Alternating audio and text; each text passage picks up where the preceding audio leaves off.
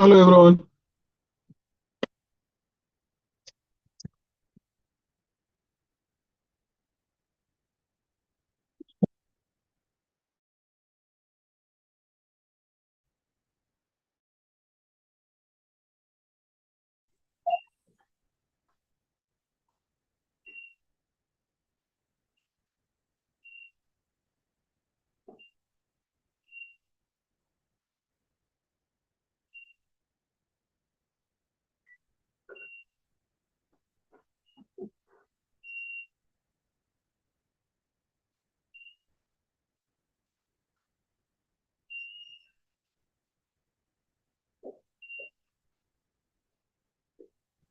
Hello, everyone. Can whoever who is doing the transcribing of the meeting, please share the minutes with us once they're done with the transcribing, please.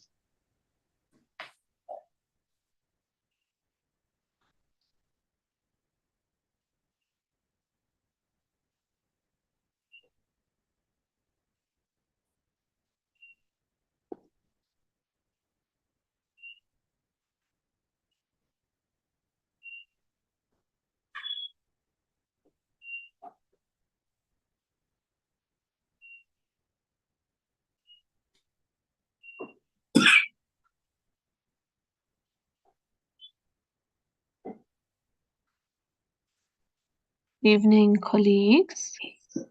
Rico is chairperson on the platform. She is on the platform, yes, Mayor. Okay, great. Yes, I am in the platform. We thank you very much for checking on me. Recording in progress. In the platform now. Thank you very much. Let us open the meeting on this day of the 30 years of commemoration of the Constitutional Court. I wish to welcome everybody in a meeting. I understand that we started very late because we were in the other workshop, which we are all from that workshop now. But I really appreciate that most of the honorable members that were there, I have also joined our meeting. Today, we're not going to spend a lot of time in terms of opening the meetings, in terms of the opening remarks and all the stuff, but we'll get into the business of the day. I hope, because we've been longing and looking forward for this day of this meeting, we will definitely try all our level best to have this meeting and be able to continue with it. Honorable members, let me say that yesterday I had a problem. I couldn't log in throughout the meeting. I was getting in and out, getting in and out. But I was part and parcel of the meeting when it was closed. I had everything that the committee agreed upon on. And now I'm not going to mess up this today's meeting. I will also try and abide with those recommendations. Understanding that it was said that the meeting is gonna be live and also is gonna be on our channel. So we'll definitely have to open up our videos, and then maybe for someone to be able to be connected quite clearly, and we will request him or her to close the video. I will start by checking mine, whether is it on or not, but I will try and make it on. If not, Secretary, can you, I've seen the agenda, it has been flighted. Can you lead us, Secretary, what's going to happen today? Thank you, Chair. So the first item that we're dealing with is a briefing by the Minister of Electricity and Energy, Honorable K. Ramokgopa, and the Department of Electricity and Energy on the recent public allegations made by the Umkhonto Sizwe party relating to the battery energy storage independent power producer procurement program. So that's the first half, Chair. And then the second half, as agreed to yesterday, the briefing by the Department of Electricity and Energy on its revised strategic plan, annual performance plan, and budget vote number 10 for 25-26, including the impact on the entities, if any. So those are the two items that we're dealing with today, Chair. This so that they can only face you, not there.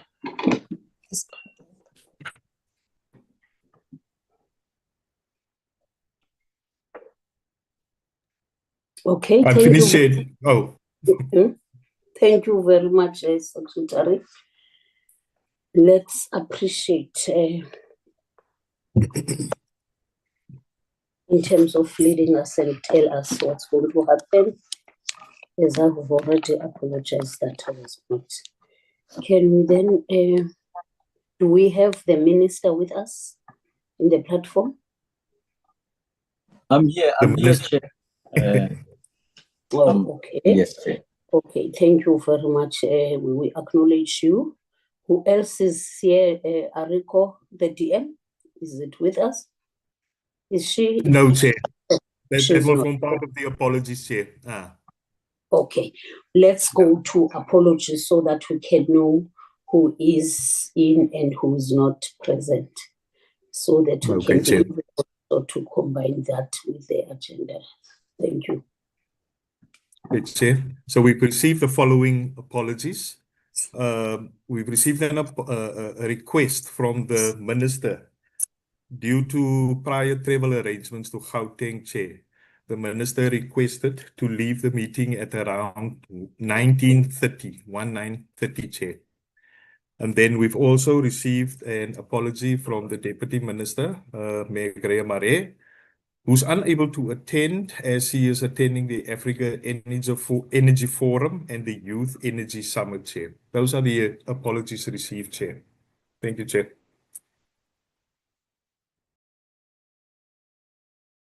Thank you very much, Secretary.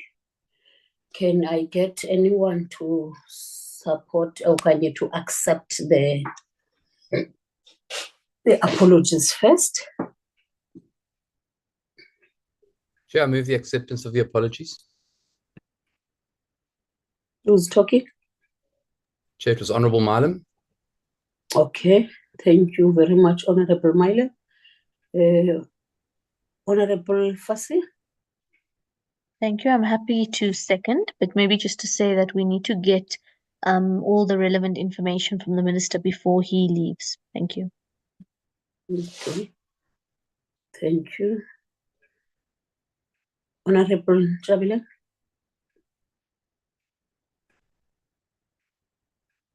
Chair, I just wanted to maybe just add on to the agenda today. I beg yours? I wanted to just add an item to the agenda. Okay. We haven't come to the agenda, Honourable. I thought that I mustn't include it so that I don't get confused. We were just on apologies. So the apologies have been accepted and they have been seconded. Can we then go to the agenda? Honourable Jamiling, let's give you so that... Yeah, I think, thank you so much. I think maybe the point I wanted to raise was simply to say that this is a meeting that we requested that the minister must be present in order to give an account on this matter that we tabled and raised, even though it is not sitting today in a space where we would have loved to see it.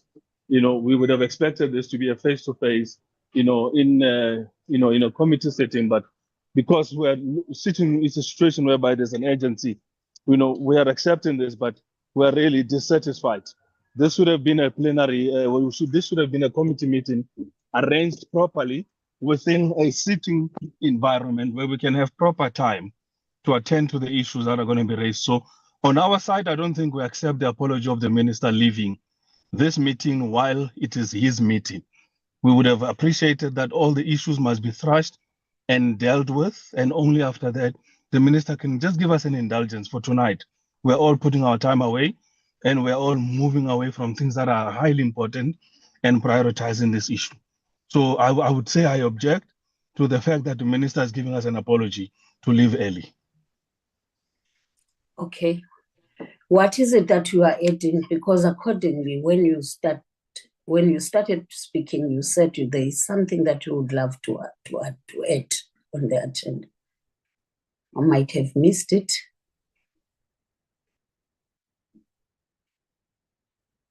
No, I wanted to add and suggest that this meeting should have been made physical.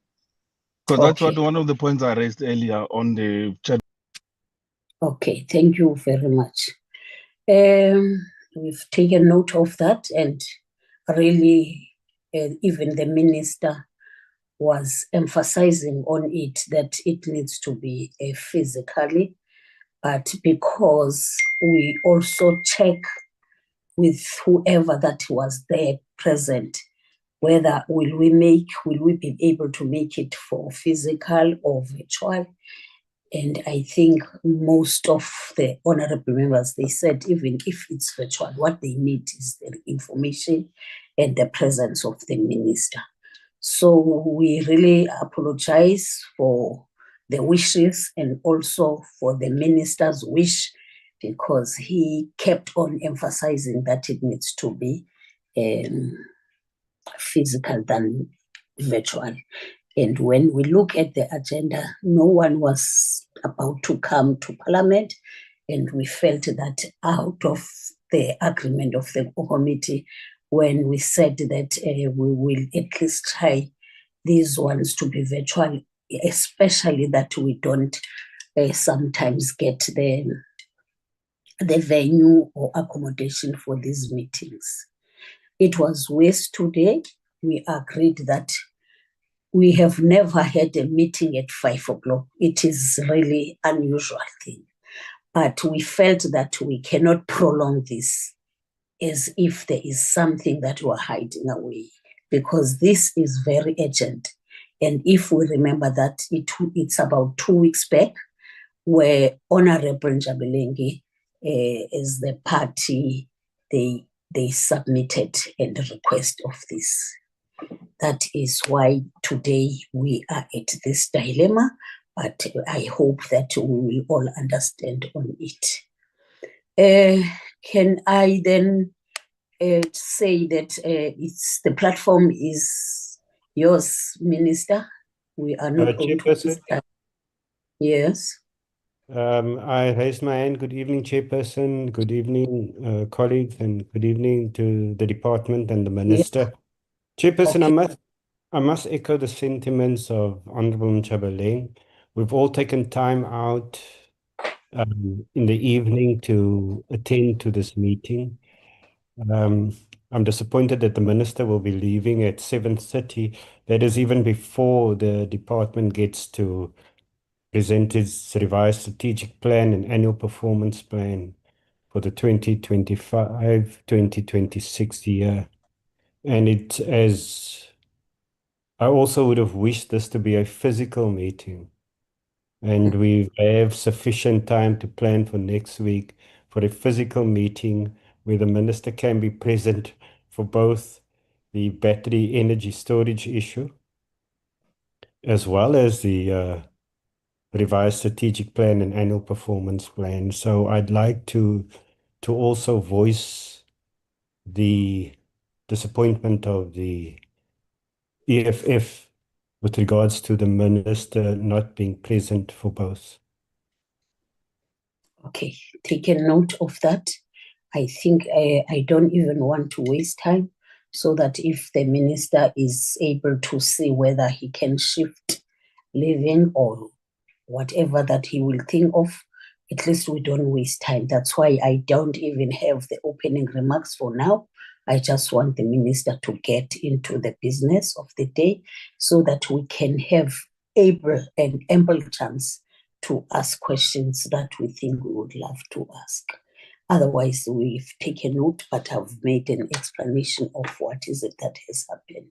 Really, we should have maybe by 5 o'clock, we are at the Parliament for this meeting to be physical as requested. Over to you, Minister. Good evening, Chair and members of the Portfolio Committee, and the Secretariat and the officials on the line. The concerns are justified.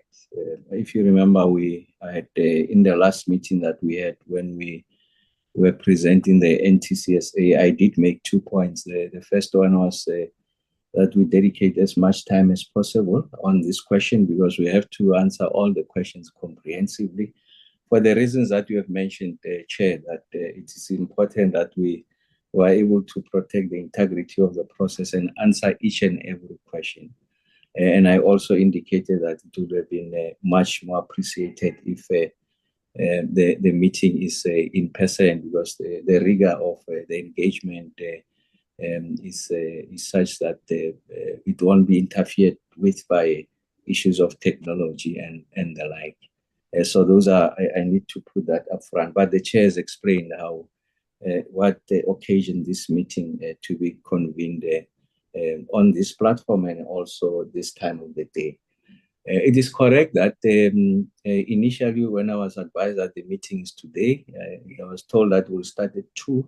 I put my flight to be the last one out of Cape Town. As you know, I'm at the Africa Energy Forum, but the priority is the meeting. Why is it that I'm not able to postpone? I have to be in Polokwane at 8 tomorrow morning. So the only way of getting there at 8 tomorrow morning is to be in Gauteng this evening, so that at 8 I'm in Polokwane. I can't move the meeting with the municipalities in Limpopo.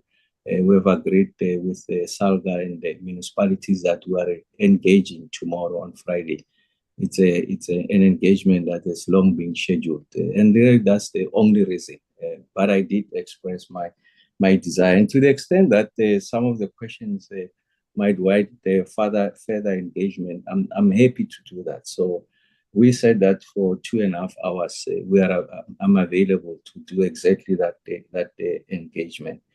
And then I can even push it up to 8, so it's 3 hours of the time for us to engage on these questions. Just on the substantive issues, Chair, you're absolutely correct. I had written to you, having received an inquiry from MK Party through the Honorable Crown Prince Nchabeling, raising issues that requires my attention in relation to the awarding of bid window 3 to an entity, Molilo, for reasons that the mayor, the minister, the member was able to expatiate to say that it did appear to be, and I'm paraphrasing here, insider information. So we really want to ensure that we protect the integrity of the process, and the questions were put to me, including other parties in the form of the Black Business Council. I've responded to those in writing, but I thought it's important that we preserve the integrity of this process and we open ourselves to scrutiny. I've made the point that the value of this procurement process, it's in the integrity of the procurement process itself. And if this procurement process is found wanting, it's going to undermine the ability of the state to roll out at speed, if you like, this renewable energy program that is the public procurement of private sector generated electricity or generation capacity coming from the private sector, as I've mentioned, largely from renewable energy in the form of wind and solar, and now we're introducing a battery, as you know, that was the third bid window. And I made the point that we welcome that scrutiny, because I think it enhances, if you like, the oversight of Parliament, of course, the Portfolio Committee, by extension, Parliament, but also our the need for us to account to the general public. So instead of just writing to Honorable Crown Prince Nchabeling and other parties, we requested, Chair, that you occasion an opportunity for us to account to the whole country in public, so that they were able to preserve the integrity of this process. And to the extent that we are able to establish that there be steps, then there has to be corrections going forward. So we're opening ourselves to that. And then I made the point that the procurement process is not executed by ESCOM. What we did in 2011 was to introduce an independent power producer program, independent procurement office that is going to do the procurement on behalf of the state. So what the minister will do, will issue a determination, and then the exercise of procuring that gets to be given to the IPP office. And that IPP office is at an arm's length to the minister, the executive authority and the department. So it's incubated at the DBSA. So that's where you have the density of experts to come and help us to ensure that the program is beyond reproach. The program is transparent, competitive, and you have the right skills to be able to adjudicate on that process. And then they make that finding. They then arrive at the preferred bidder status. Then the minister announces the preferred bidder status. So for purposes of this briefing, then accordingly, we have invited the IPP office to come and present. And I did say to them that we share everything with the general public. There's nothing secretive about the procurement process. By its very nature, it's a public process, it's transparent. And this is the platform we have to subject this particular bid window to that transparent process. So we will, for about 35 to 40 minutes, present, and then we, at least for about 1.5 hours, 2 hours, available to answer all those questions that they will come our way, so that we're able to preserve the integrity of the process. So, Chair, with your permission, can I invite the IPP office to take us through the presentation, and that answers the question how the bid process, the selection process happens, and how we arrived at the preferred bidder status. So I'm referring to bid window number 3. With your permission, Chair.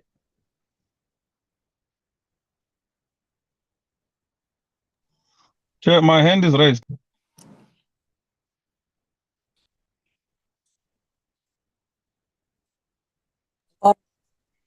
Let me also look at other hands. Or it's only you, Honorable Nchabeling. Over to you for now. Thank you so much, Chair. And yeah, I raised the hand. It was not recognized, but in respect of the minister, I waited for the minister to pause so that I can maybe notify you of the fact that my hand was raised. I think we have a catastrophic situation in respect to what we're trying to achieve. And I'm rising on a point of exigency to say, maybe let's relook at this whole issue properly in the interest of the state and the nation, and in the interest of really proper, pure transparency. Why I'm saying this is not all stakeholders are present. I only informed our own chief whip as well as our whip restructure this today when we received the letter of information that we will be having a meeting. So I don't think the stakeholders related to this particular matter are all present. So in the interest of what is currently transpiring, Chair, on the issue of, for instance, the minister not to be available, because we can argue this issue until 12 o'clock tonight. There are issues that are really serious that needs to be attended to. There are issues that are really of pertinent national interest and nature that needs to be attended to. The question and answer session of what we are used to in a committee structure would not apply, where we're going to be talking for 10 minutes and that's it. And this matter is actually done and dusted. We have to engage robustly on this matter and debate all the issues that are going to be presented. So I would suggest, because we don't want to put the minister under a heavy burden, to say, can we propose for a postponement to a physical meeting next week? We will all be in Cape Town. We can have a meeting in a proper time where we can attend to this issue. It's a massive issue. It's a massive issue that is reported in the newspapers. We want to invite all the stakeholders, all the players that were party to this thing, and all the players that wrote in, including the interested organizations and as well as organs of states that are party to this particular process, so that when we're done with it, there is no more issues of saying Minister Ramokgopa, it was Honorable Crown Prince Adeline Chabeling, so and so what. We just clear it. So it is our suggestion. We are happy to sit it down today and say we have it properly arranged for next week, where we do a proper announcement for participation of all stakeholders involved to be party to this whole process, to can hear for themselves, to participate and engage properly. And again, it gives us the opportunity, because there is a situation the minister cannot do anything otherwise but to have to attend to other pressing issues. We accept that, we appreciate that, and we're not going to hold him. But in the interest of really the fairness of this process, I would suggest, without really protesting, we called for the process, that we have this thing in a physical sitting, and we attend to it properly in a physical sitting with all the stakeholders, and then we can engage on all the key issues relating to this matter. This is a major tender, Minister. This is a major tender, Chair, that has already raised eyebrows, and it's actually causing a whole lot of other issues. And it's actually bringing our whole procurement process around IPPs into disrepute. Trying to do it at this manner, it will not give credence as well as credibility to the process. So we would like to stand and say, can we postpone it for a physical? And on that physical, we invite all the stakeholders. We give proper notice in time, where there is proper communication from the committee on when, what time, and where. And we can invite all those that are interested, which is the media who have been writing about it, so that at the next session, when this matter has been finalized and heard and cleared, we are not now being told that, no, it was MK this and it was required this party that, or it was minister hiding this or that. Let it be clear in the nation what they've heard. We have all heard it equally, what it is about this matter, because it's not a small matter. We are treating it as a committee as a small matter in the manner in which we are attending to it. We didn't rise and write for any reason but because we had been alarmed and literally brought to this situation that there is huge discrepancies. So we are not going to be able to go through those discrepancies even after the presentation in that allocated time space and be able to say we are satisfied in what has transpired. So I propose from our side point of view that we stand down today's presentation. We will take it next week in a physical.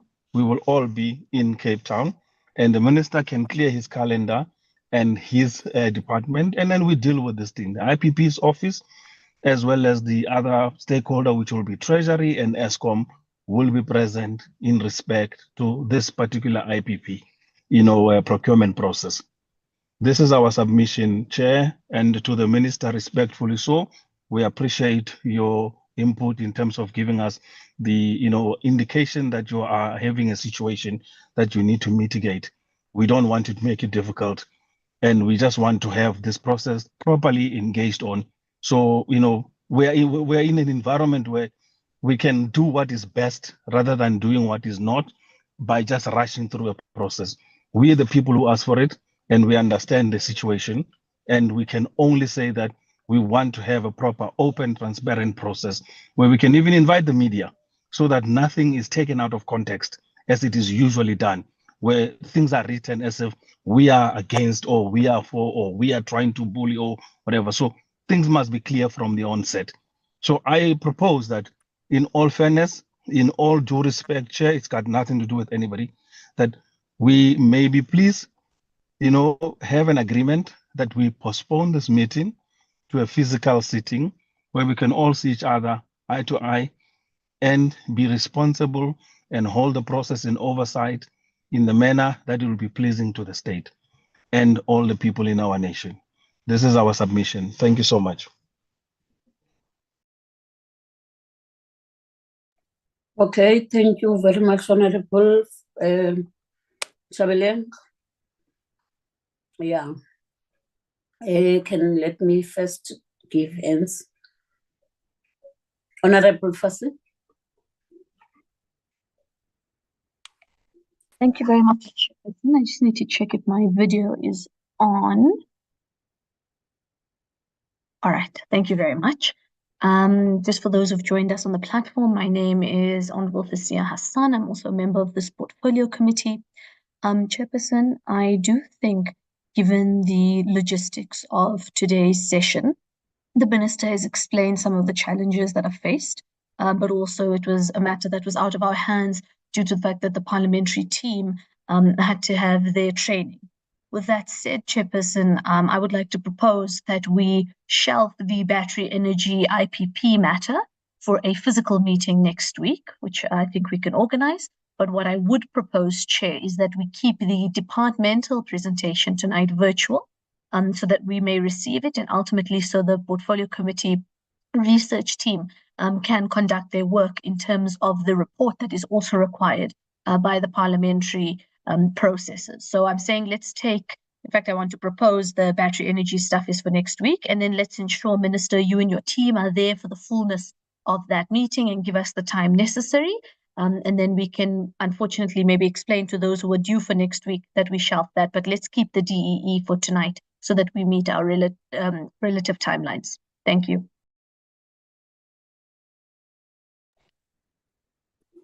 Meaning that you are seconding Jabeleng in terms of what he has proposed.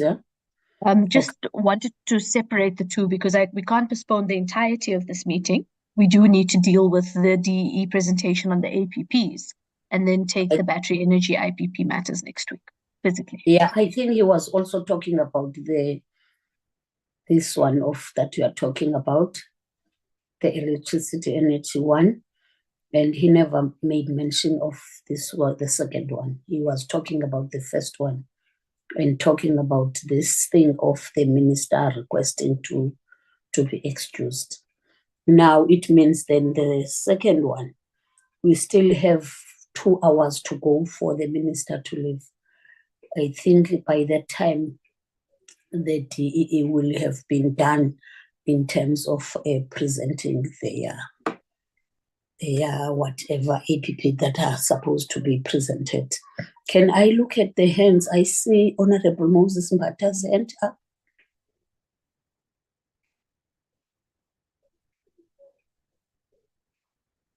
Honorable Moses. Okay, he's just... Can you hear me, Chair? Yes, thank you very much. Over to you.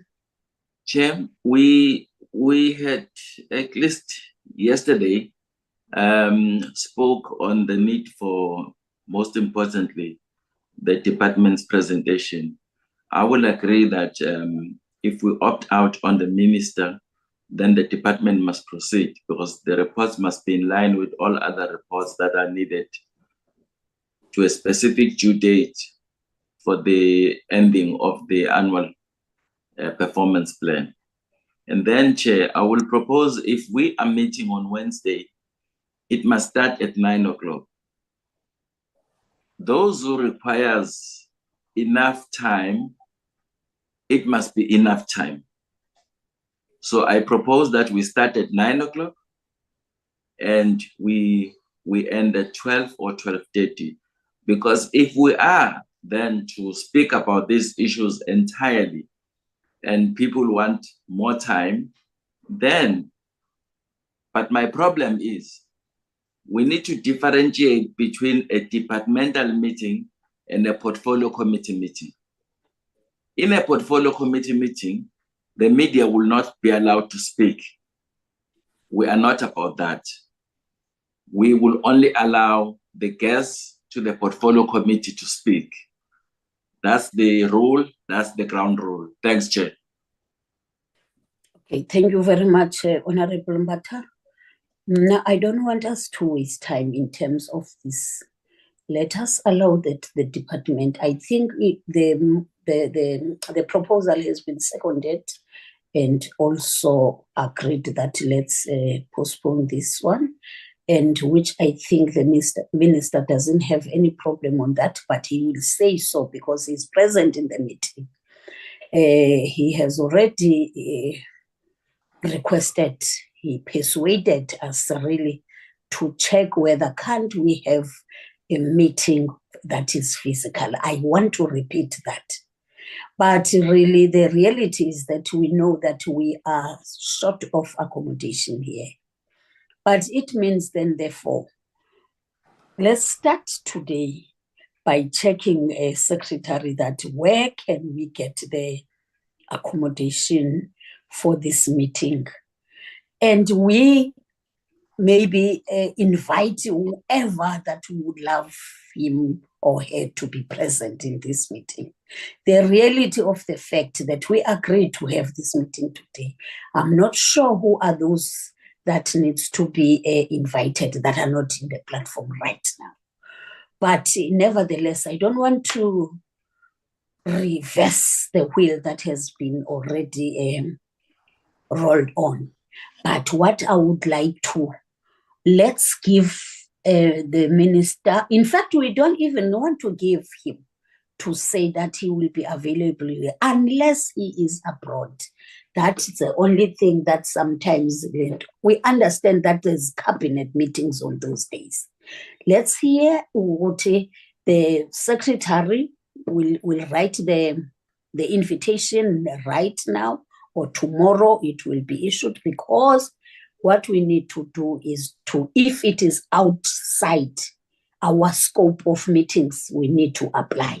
But this time around, we have to shift some programs that were supposed to take place on that day, understanding that we will also rush for the parliament sitting. I'm happy that everybody is agreeing on this. I'm not going to say anything. It has been seconded and thirded. Let me give Honorable Kosi and Honorable Sompa.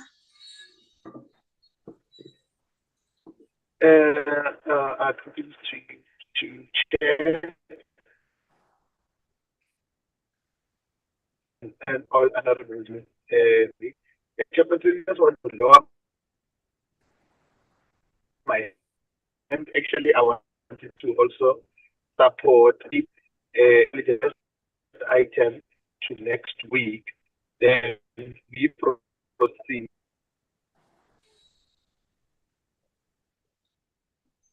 Vusi, we have lost you. We are not sure whether it's our network or it's yours. We can't hear him, Chair.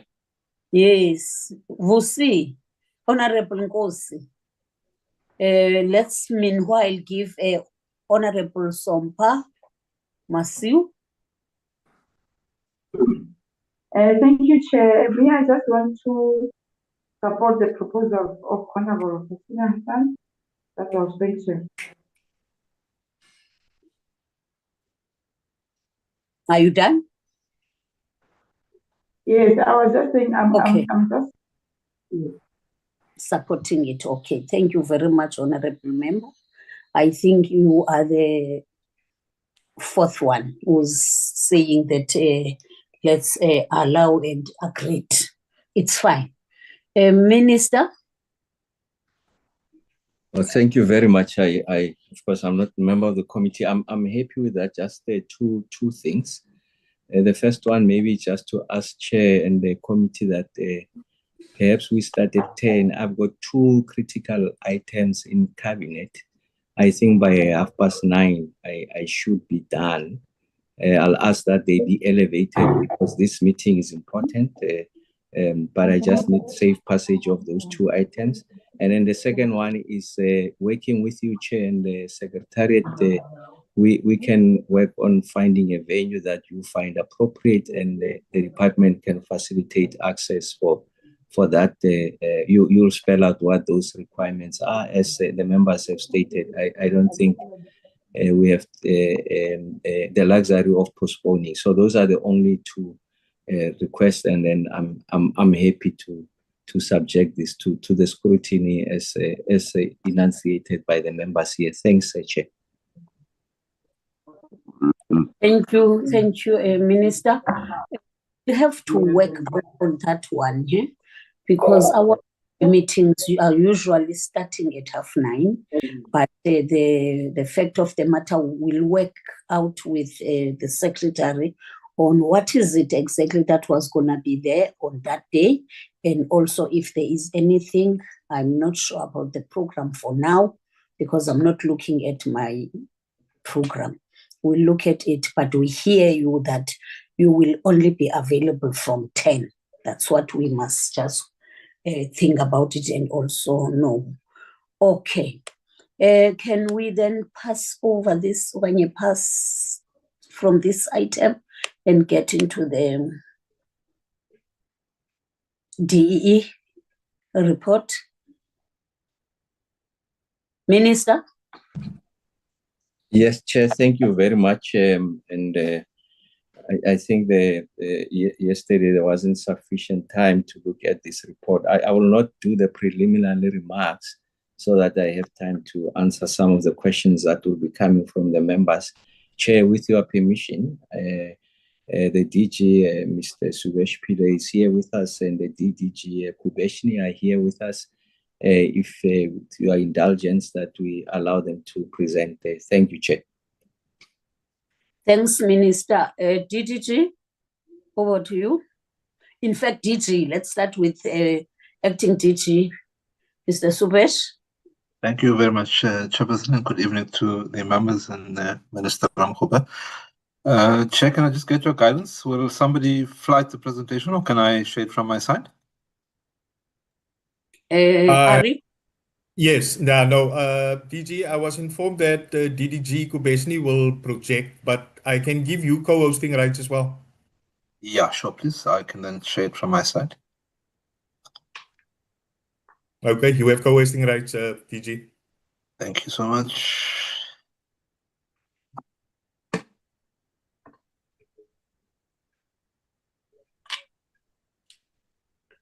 Okay, there we go. I hope that's visible now, Chairperson. Yes, it is, DG. Yes. Thank you. Chair, let me begin. Thank you. Let me begin firstly just to extend an apology on behalf of the department for the late submission of the report. Indeed, I am aware that the report reached members on Tuesday, which is a day before the committee sat. So I'm just really extending our sincere apologies for that situation. I do want to say that the sequencing of this presentation is that we would have concluded the process that is normally akin to the presentation of APPs, or strat plans and APPs, at the end of March, and we had an opportunity to take the committee through the iteration of the APP as we had submitted it by the end of March. I think as is now common cause, as a result of the process of the approval of the 25-26 budget, there was then a request both from the Speaker of Parliament and also by the Deputy President that directed all departments, in light of the delays in the approval of the budget and to the extent that departments are affected by reappropriations in the budget, that departments were then afforded the opportunity to go back, review both the strat plans and then as well as the APPs and the quarterly outputs, which was for which we were then given the deadline of the 13th of June, which was last week and Friday. And so we had submitted both for the department and the entities which you would have received yesterday by way of the presentation. So Chair, what I will take you through, and I'll be guided by you, Chair, we firstly should make the point that there has not been a substantive amendment to the version that's before you. As I go, again, as I say, with your guidance through the presentation, I will flag where there have been amendments, either cosmetic, if I could use that word loosely, or then where they have been substantive. And I think there's really just one substantive change, and we'll talk through that as we get through the presentation. So, Chair, just to recap, then the department was the minister was appointed, obviously, last year following the elections, and as a result of the NMOG process, or following rather the NMOG process, the department came into official being as Vote 10 as of the 1st of April 2025. And it's for this reason that we were now presenting as a department in our own right. The mandate of the department largely resides around three areas. In the immediate was to oversee the coordination of the Energy Action Plan and the coordination of energy and electricity security, to manage the migration from the DMRE, the DPE into a single department, and then take responsibility for the full value chain of generation, transmission, distribution, as well as being the lead, the shareholder department in the utility, and of course then the driver of policy as the national department responsible for policy in the sector. The alignment, I will talk to it as I go through the presentation, but just to make the point that we have aligned both the strategic plan and the APP to the key national departments, strategic plans, not departments, national priorities. That includes the NDP and more recently the MDTP that the 7th administration has adopted. So just in terms of where we are, I make the point that we're a new department, new in almost every sense. So we've designed a maturity model, essentially on a three-phased horizon. So the first 6 months, which will have commenced in April, was really around consolidation, getting the mechanics of the department to work, ensuring that the systems and processes are in place. And we then geared towards the medium-term period, which would have been 6 to 18 months. And that was to integrate governance systems over that period to achieve then fully clean audits. And then over a period of time, and this is a waterfall, so it's not like we wait for that period to emerge, but to begin to assert the role of the department as the key driver of policy instruments in the sector, and then begin to shape the key stakeholder partnerships. And then, of course, as we mature from month 18 towards the end of term, that we then would have positioned the department as the leader of policy and an innovation hub in the energy sector and energy ecosystem. And that we then gear ourselves as a department to move towards sustainable and dynamic growth and service excellence in terms of the work that we're responsible for. Chair, this is a reflection of the key regulatory instruments that guide, direct, and impact the work of the department. I will not go through the listing of the pieces of legislation. Suffice to say that this forms then the broad spectrum of legislation that guides the work of the department. Now, having regard to what the broad political mandate of the department was, we had framed a vision and mission statement to reflect the following as far as the vision statement is concerned: that we want to be a department that forges sustainable, inclusive, and an efficient energy system that ensures energy security, affordability, and reliability, whilst we drive transformation in the sector and in the economy for all South Africans. And then the mission statement reflects to ensure stable, secure, and sustainable energy supply that supports economic growth, advances the energy transition, and modernizes infrastructure through effective regulation, transparent government, strategic partnerships, and that we impact both or right across our system of government at the national level, and then of course also to shape the regional and continental governance around energy, and then to impact on the global energy system.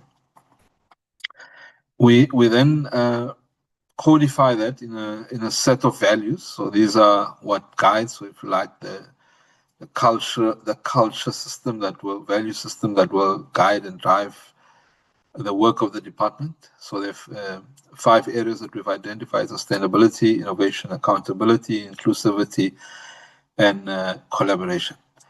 Around sustainability, to balance both economic growth imperatives, energy security, as well as environmental responsibility, to drive towards low carbon, climate resilient, and a reliable energy future. Around innovation, that we embrace technologies that are cutting edge, that we're at the forefront of digitalization, and really to be thought leaders as we modernize South Africa's energy sector and improve the efficiency and ultimately the cost of at which we produce energy and provide energy to drive the economy. Around accountability, to uphold the highest standards, obviously, of ethical leadership, to ensure transparency, regulatory compliance, and begin to move towards a sense that we instill greater public trust in our work through service excellence. Inclusivity, that we seek to expand energy access, affordability, while ensuring meaningful participation of women, youth, and historically disadvantaged communities in the energy ecosystem. And then collaboration, really to, as I say, work across government, industry, civil society, to drive an approach that is an all-of-society approach to addressing and finding solutions for energy security, economic growth, or energy security, economic growth, and development that reduces or forges greater levels of equality. Chair, this is just an indication of our, we call it a startup structure. I made the point around the NMOC process. What that process ultimately yielded was a staff or a departmental structure, which has a staff complement of 383 colleagues. We currently have in the order of 38 vacant posts. Those are in a process of being filled. They include the position of the Director General of the department, the Chief Financial Officer, and at least one position at the DDG level. And then there are a number of other posts. These are technical posts, critical technical posts at director levels. But as we speak now, we in that order of 349 or 300, just under 350, is the head count of the department. I can say that, and earlier on I made the point that the first 6 months is the consolidation phase of the department. So there's work that's now continuing as we bring the NMOC process to a conclusion, to design a fit for purpose, or if you like, an optimal organizational structure, which will then form the basis for the kind of department we want to begin to reconfigure to execute the mandate that we've set out. Again, as is common cause, as I made the point earlier, the department is now the shareholder. The minister, rather, is the shareholder representative in the 2 state-owned companies, being Eskom and as well as NACSA, the 2 SOCs, and then of course in the 4 entities, the 2 regulators, NARADI, which is the Radioactive Waste Disposal Institute, and of course then SANEDI, the South African National Energy Development Institute. So this forms, if you like, the completeness of what we refer to as the energy family, the department and the entities reporting into the department, and to which the department then provides oversight over. Chair, in terms of the strategic plan for the department, it is identified for the period 24-29, the current administration, 5 strategic priorities, the first of which is universal access, achieving universal access that is characterized by availability, affordability, and quality of supply.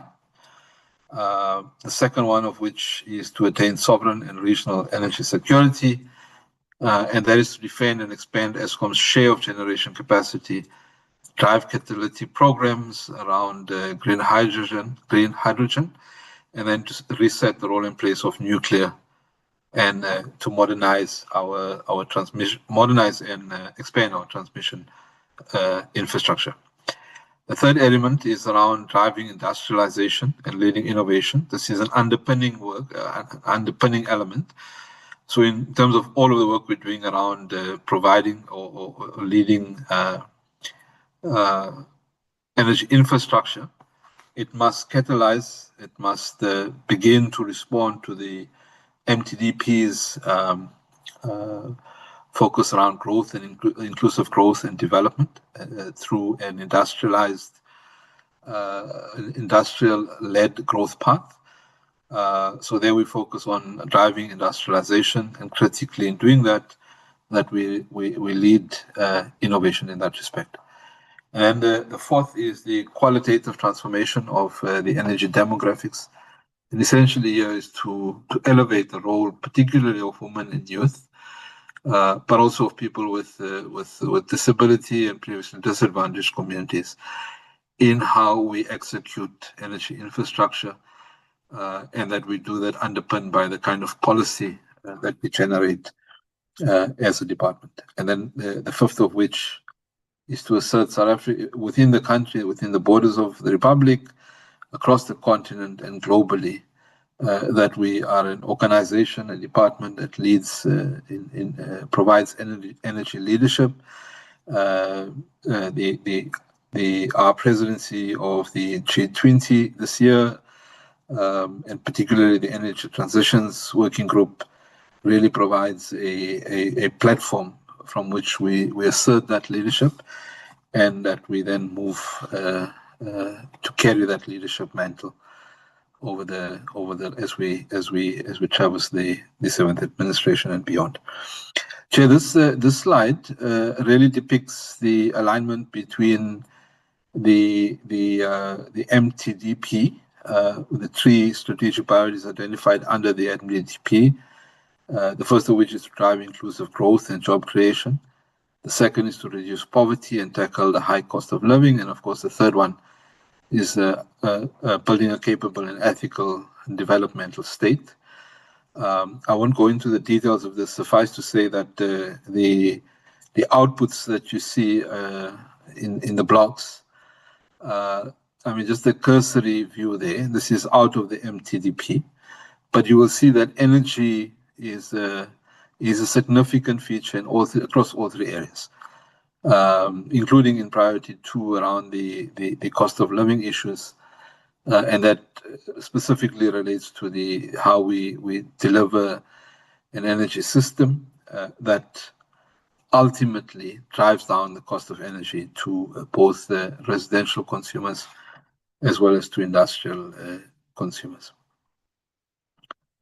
Chair, what we do in the next sets of slides is to now, based on that alignment, link the outcomes under link the outcomes to the MTDP, and as well as to the department's priorities as we set them out there.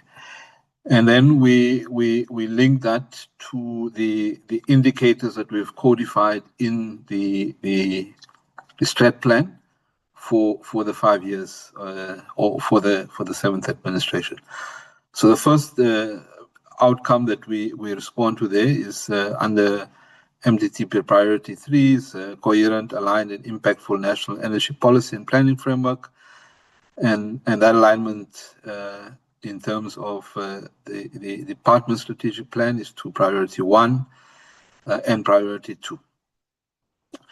And then in terms of the outcomes indicators, the manner in which we've scripted them there is 3 sets of indicators implementation of the IRP 2025. Of course, the assumption that we move from is that the IRP will be processed through Cabinet in the course of this financial year. And then we move towards implementing and realizing the mix as would have been prescribed in the IRP 25. Of course, the baseline being the current 2019 IRP. And then alignment of provincial and municipal energy policies, and this is the point we made around the synergy that we forge across government, and that typically gets to be codified in the IEP. We currently have a set of very fragmented planning frameworks, or none at all, well, at least none that are synergized and coordinated.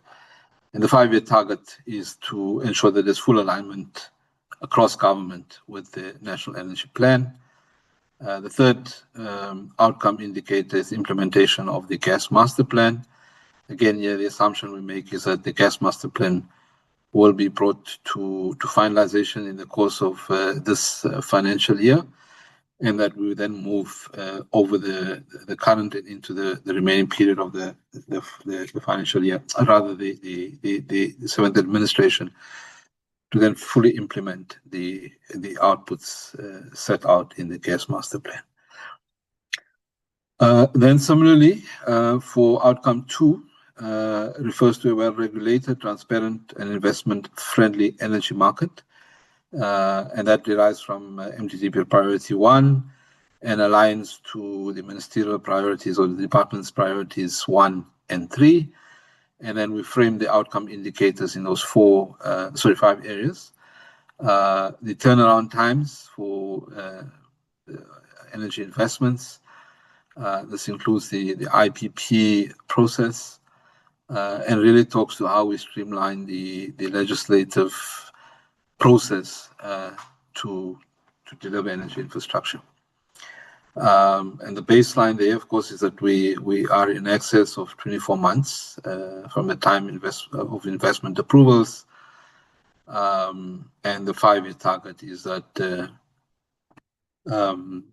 that we navigate towards 6 months or less turnaround time for approval of energy investment proposals. Of course, some of these are regulatory timelines, and part of that work is to align the scheme of approvals across the energy value chain or energy infrastructure value chain to get us to be more efficient in terms of how we deliver energy infrastructure.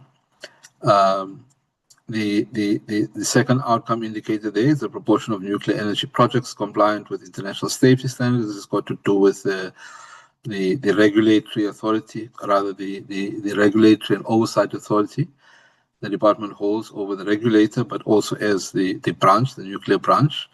That 85%, currently 85% of nuclear energy projects are compliant with international safety standards. And the target over the 5-year period is to drive towards a full 100% compliance with the international safety standards in the nuclear space. Proportion of energy generated, electricity generated capacity procured from IPPs. We currently 14% of generation is procured from IPPs, and over the 5-year period is to navigate that to in the order of around 40%. And then on the proportion of the electricity market, proportion of electricity market under a competitive trading environment, trading framework. This is a new requirement that's brought about as a result of the amendments to ERA and the reform in the energy space, and therefore there is no benchmark. And by the end of the current term, that we should have a fully operational wholesale electricity market as a target for this priority.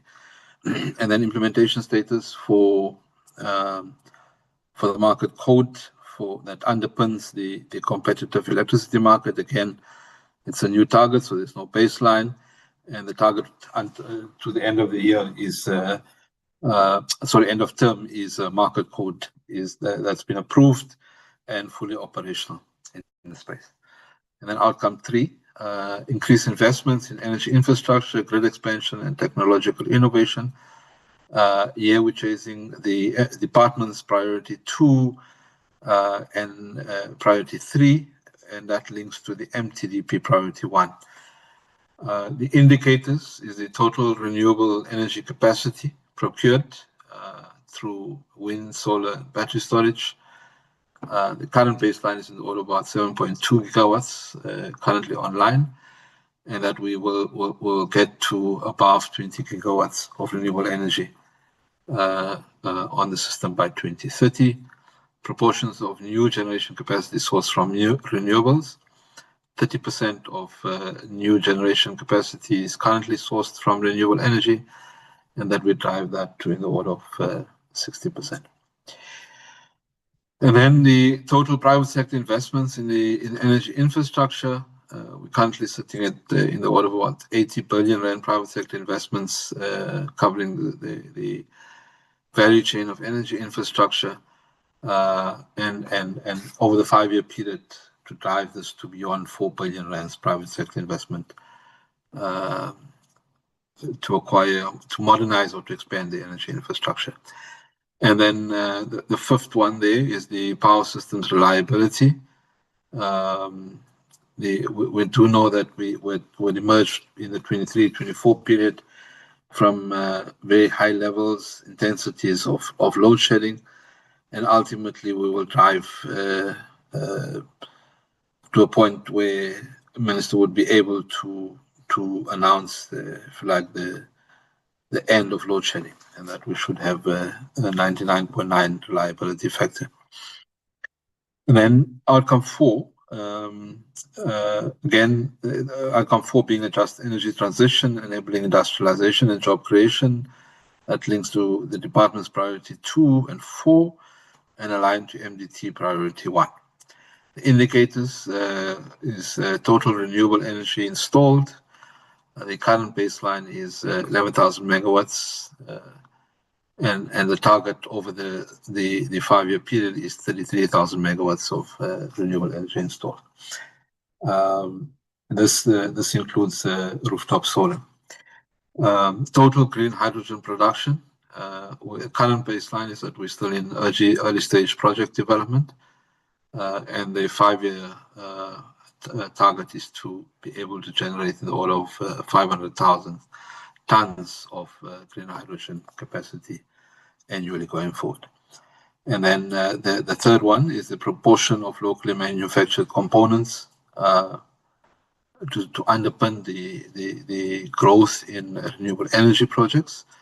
I mean, currently very limited. We do know even from the IPP program that there's a very limited scope for localization. The target is to get us to a 60% locally manufactured components to support renewable energy or the energy projects development by the end of the period, the 5-year period. And then the total number of jobs created.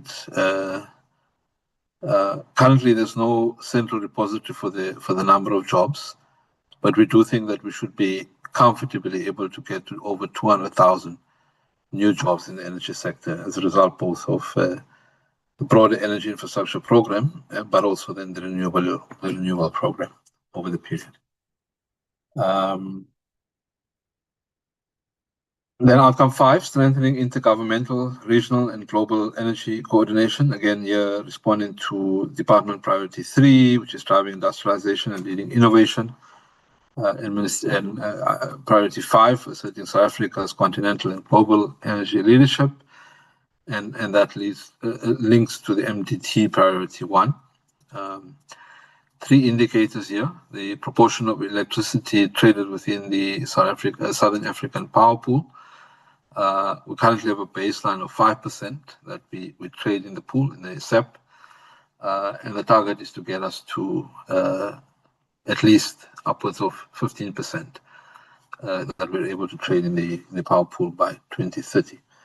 And this again links to the outcome 3 of the priority statements that we've identified for the G20 presidency. That links to integration of both the interconnectors, the transmission system, and then of course the generation capacity and trading within a single African market. The second out indicator here is South Africa's global ranking in clean energy investments. We currently ranked outside of the top 20, and the intention over the period is to get us to within the top 10 globally for clean energy investments. And then the final 1 year is the number of regional energy interconnection projects completed. We currently only have the Mozambique, South Africa. Just today, Minister had a series of bilaterals, or over the past 2 days, a series of bilaterals with his African energy minister counterparts. There are discussions around what the critical interconnectors and focus should be to get us to an integrated energy market on the continent.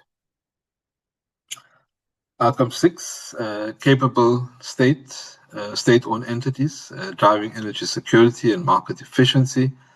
That's aligned to priority 2 in terms of the department, and then in terms of the MTDP, priority 3, building a capable, ethical and developmental state. 3 outcomes there: number of state-owned entities achieving clean audits. As I said, we currently have 2. SOCs, and then the 4 2 regulators and the 2 research institutes, being Narwadi and Sanedi. And the target, of course, is to get us to all 6 entities, including the 2 SOCs, having achieved clean audits over the period. The proportion of state-owned energy entity projects completed within budget. 60% of projects currently is the baseline, and we want to get to a point where we're above 90% in terms of projects that are completed both efficiently on time and then, of course, within budget. And then the third priority there is the financial sustainability of state-owned entities, energy entities based on the debt service coverage, cost recovery and liquidity ratios. We do know that currently, at least the ESCOM is the subject of national bailouts through the national fiscus. The target to 2030 is to get us to an improved financial sustainability of state-owned enterprises and entities with strengthened balance sheets based on cost recovery and improved financial ratios based on the 3 ratios that we've identified. And then outcome 7, again, aligned to department priority 3, the MTDP priority 3. The outcome refers to building a capable, high-performance and digitally enabled organization. 3 indicators there. Firstly is the audit outcome for the department. Because we're a new department, we've listed it as a new indicator, and the target, of course, is to achieve a clean audit annually over the 5-year period. The second one is the proportion of the Department of Energy and Electricity's core business function digitalized. Again, this is a new indicator with 100% digital coverage targeted over the 5-year period. And then around the representation of women and young people, this refers to the department's workforce. Women up to 35% current baseline, and use 20%, and the target by the end of the period is to get the representation of women to at least 50%, and I should say at all levels of the organization, and similarly for youth, 40%. Okay, so that's the alignment. There are sets of slides that will go into the detail in terms of the quarterly performance on the APP. But in terms of the fiscal allocation over the MTEF period, a total of in year 1 just bridging 6.69 billion rands, and that grows to 7.143 billion rands in the outer year. The bulk of that allocation, if you look across the 3 financial years, sits in the energy programs and projects, and that is largely the Integrated National Electricity Program. There's work that we're doing there around repurposing that grant. So that allocation, we will still receive it through the fiscus, but we'll certainly apply it more efficaciously, and that work is codified in the Universal Access review of the Universal Access Program that we will soon bring before the Portfolio Committee. And then the next one is it sits in the nuclear energy, the branch Nuclear Energy Regulation and Management, and that is the allocation that goes to NACSA. So those are the 2 big allocations that drives the budget to that order of 6.69 million rand. I can just say that the budget baselines have remained unchanged based on the March, at least what was proposed in March and what was now ultimately approved, or that is ultimately set out in the budget that was presented a few weeks ago. Chair, the department, as I say, for 10 straddles 5 programs. Again, you'll see to the point around the organizational structure, we're not typically set up the way other departments are. We do currently have 5 programs. This will obviously change as we review and revise the organizational structure. The 5 programs, Program 1, and this is standard across the public service, being administration. Program 2 is the energy planning and policy development. Program 3 is the energy programs and projects. 4, nuclear regulation and management. And then Program 5 is the state-owned company support services. Chair, I will deal with Program 1 because this largely straddles both the ministry and the DG's of the Office of the DG. And then I'll ask, Chair, with your permission, the DDGs to just run through their respective branches for the rest of the programs. I'm not going to go into this detail. I think the point we want to make here is that in terms of Program 1, it covers both the ministry, which is both the Deputy Minister and the Minister's Office, the Office of the DG, and their critical function sits there, is the risk and integrity management, the M&E function, and then the internal audit function sitting in the Office of the DG. The financial administration headed by the CFO also reports here, and so does the Corporate Services Chief Directorate. The outcomes that we've identified for Program 1, the first one is we would have run through these ones in the alignment. The annual target, the first output is the approved invoices for service provider pays within 30 days, percentage of approved invoices. The indicator would be the percentage approved paid within that 30-day, and the target is that we achieve 100% payment of invoices. The second one is to reconfigure the DE's organizational structure. This is the point I made around the NMOC process.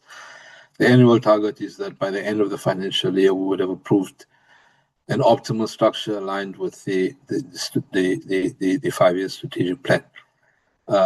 Thirdly, to all the funded vacancies are filled within the prescribed time limits, and that the annual target is 90% of funded vacancies are filled within the prescribed period.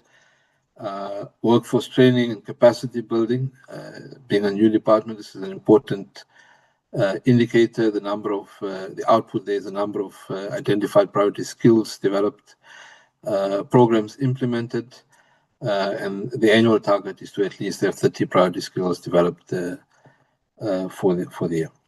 And then around the employment equity plan, we again, being a new department, the output is to have, or rather the annual target is to have a fully approved employment equity plan for the department. Chair, for administration, the total budget in the current financial year 25-26 sits at just under 250 million rand, and it grows to about 267 over the MTF period.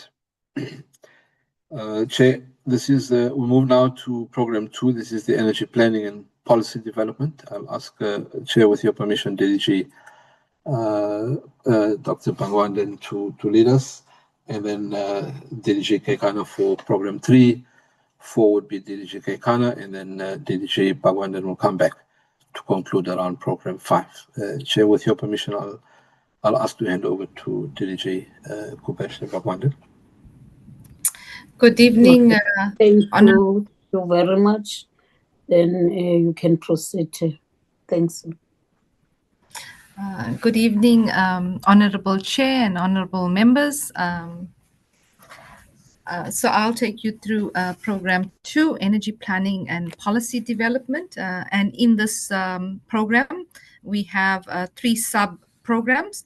The Nuclear, Electricity and Gas Policy Directorate, with as well as Energy Planning, and then Intergovernmental Relations, International Collaborations and Transformation Directorate.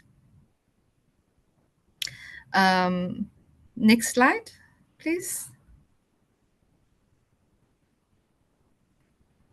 Next slide, please. Okay. In this program, we are still committed to the delivery of the IP submitted to the Cabinet. We also are going to still have the Gas Master Plan 2025 development submitted to Cabinet. A draft of an integrated energy plan will be produced.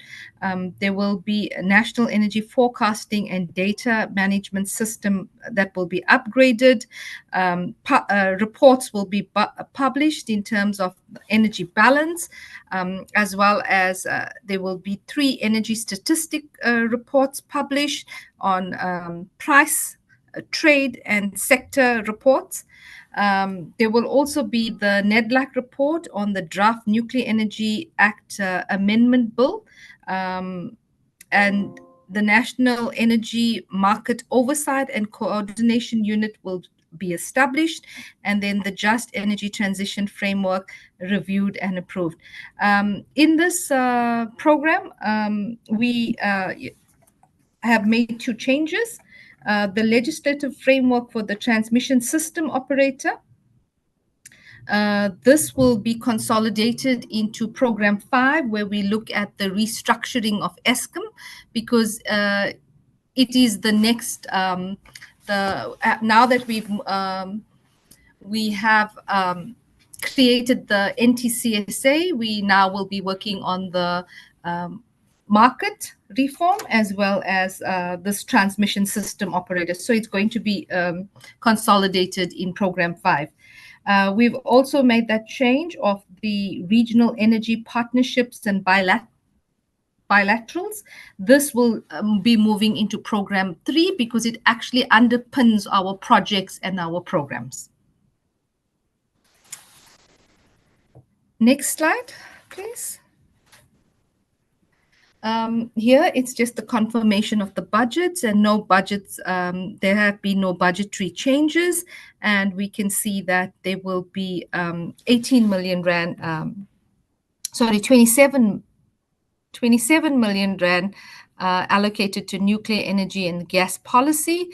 Energy planning gets the largest share of the budget in this program with 38 million rand. And then the intergovernmental relations is just over 12 million rand. Next one.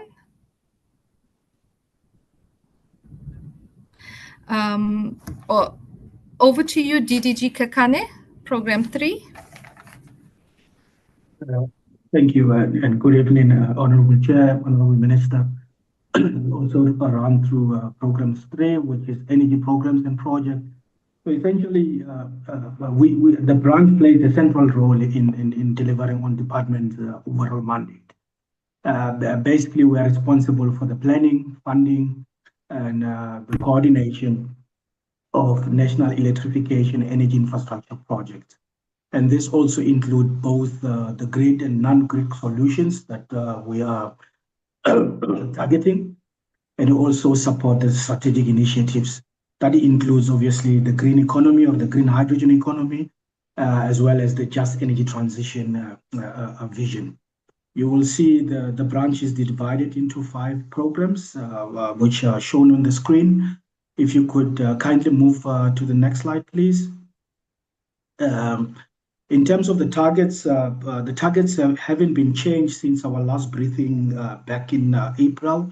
So the only thing that we did was just to make the technical TIDs, the technical indicator descriptions, to be much more smarter.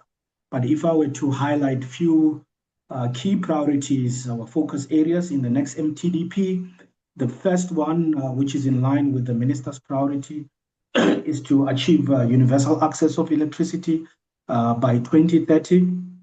So basically, we want to expand the INEP, or the electrification program, to reach all unconnected households. Currently, we have estimated that we have an excess or a backlog of 1.6 million households that haven't been connected or electrified. So our goal, ambitious goal, is to connect the 1.6 million around the country by 2030. The second key focus area for us, it's obviously the rapid rollout of renewable energy projects around the country and going large scale. You have seen the success of the IPP program in the last 15 years. And in most cases, we've been rolling out auctions or procurement bid windows in the region of 100, 200 megawatts. But with the need of new generation capacity, we want to accelerate that and increase such new generation capacity in the region of gigascale.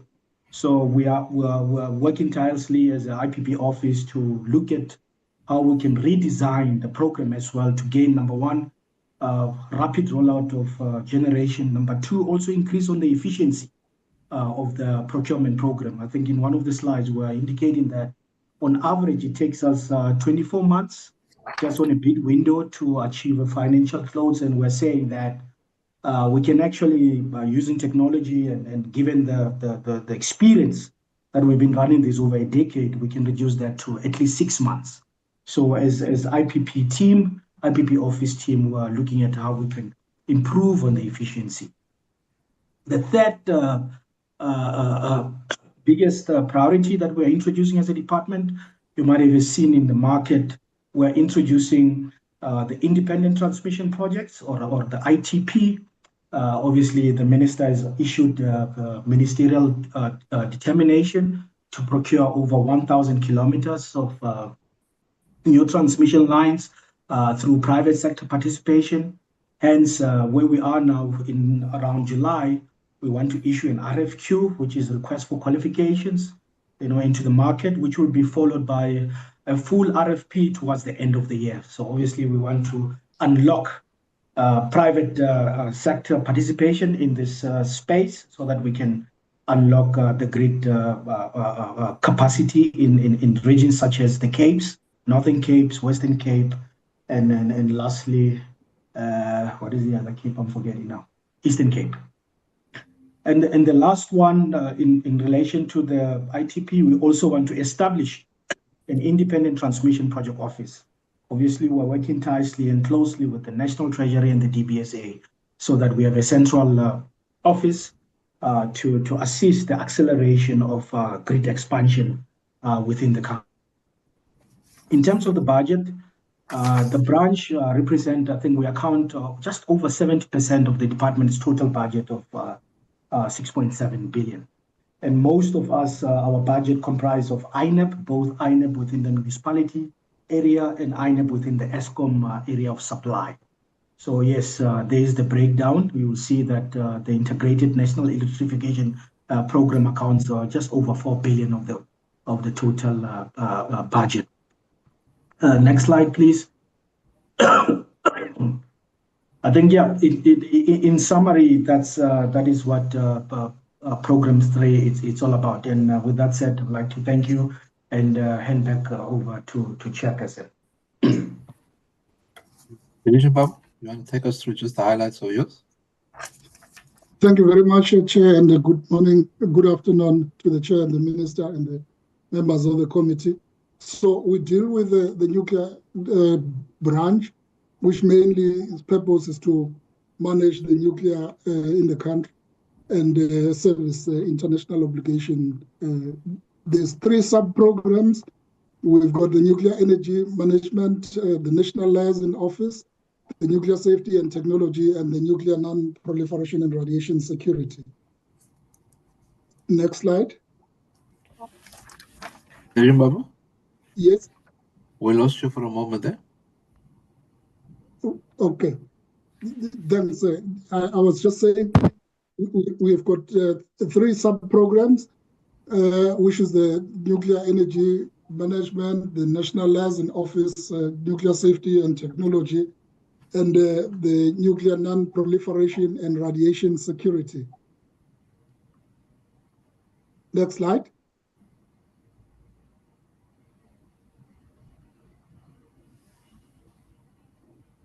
Next slide, please.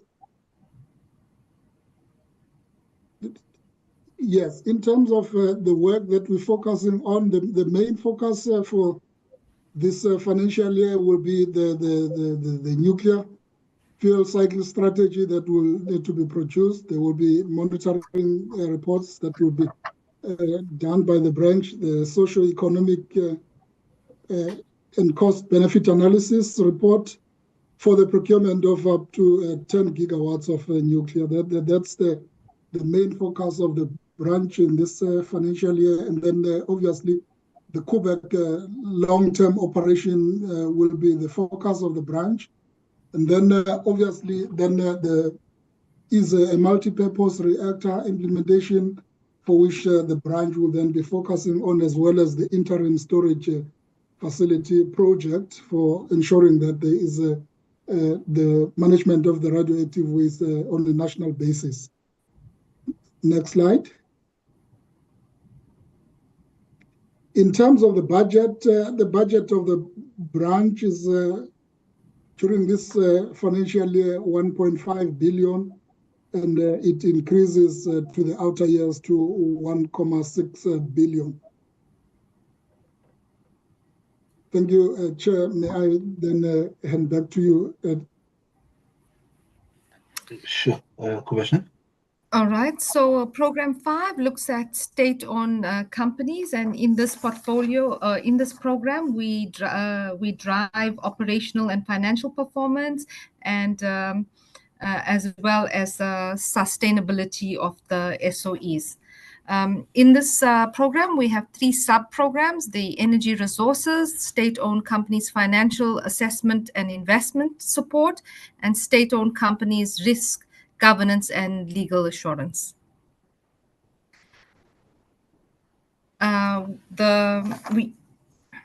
The activities that we focus on in this program is to have the shareholder compacts finalized for the 2 state-owned companies, Eskom and Nexa.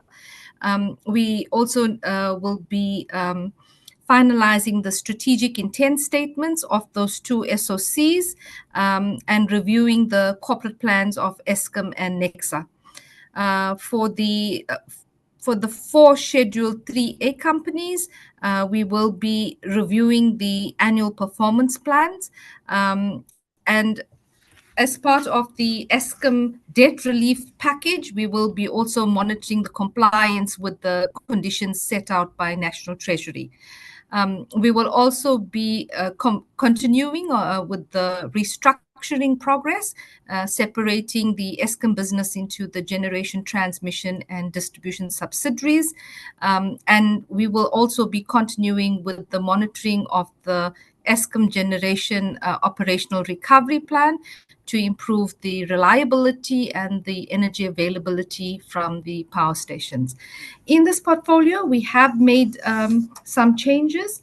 We have moved the risk compliance, as well as governance compliance assessments, and the 24 quarterly financial oversight reports to our annual operational plan.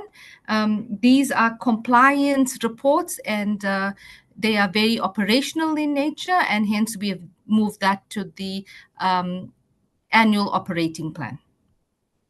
Next slide, Chair. In terms of the finances, this program will have an expenditure of just over 43 million rand, 22 million rand being spent in the Energy Resources Directorate, and the state-owned company's financial assessment and investment will see an expenditure of 5.2 million rand, and the Risk Governance and Legal Assurance Chief Directorate will spend just over 14 million rand. Thank you, Chair, and over to you. Thanks. Chair, I think that brings us to the conclusion. I think we've covered this slide in the total allocation. So 6.6 in the current financial year 25-26, and then up to 7.143 billion towards 27-28. And then just to say that the next phases, as I said, stabilization, we then move to refinement of resource alignment and institutional design, and that ultimately then we'll have a detailed planning to reorientate the department's policy and reform drivers as a center for excellence and integrated energy planning model. Chair, thank you very much. That is the presentation. Thank you.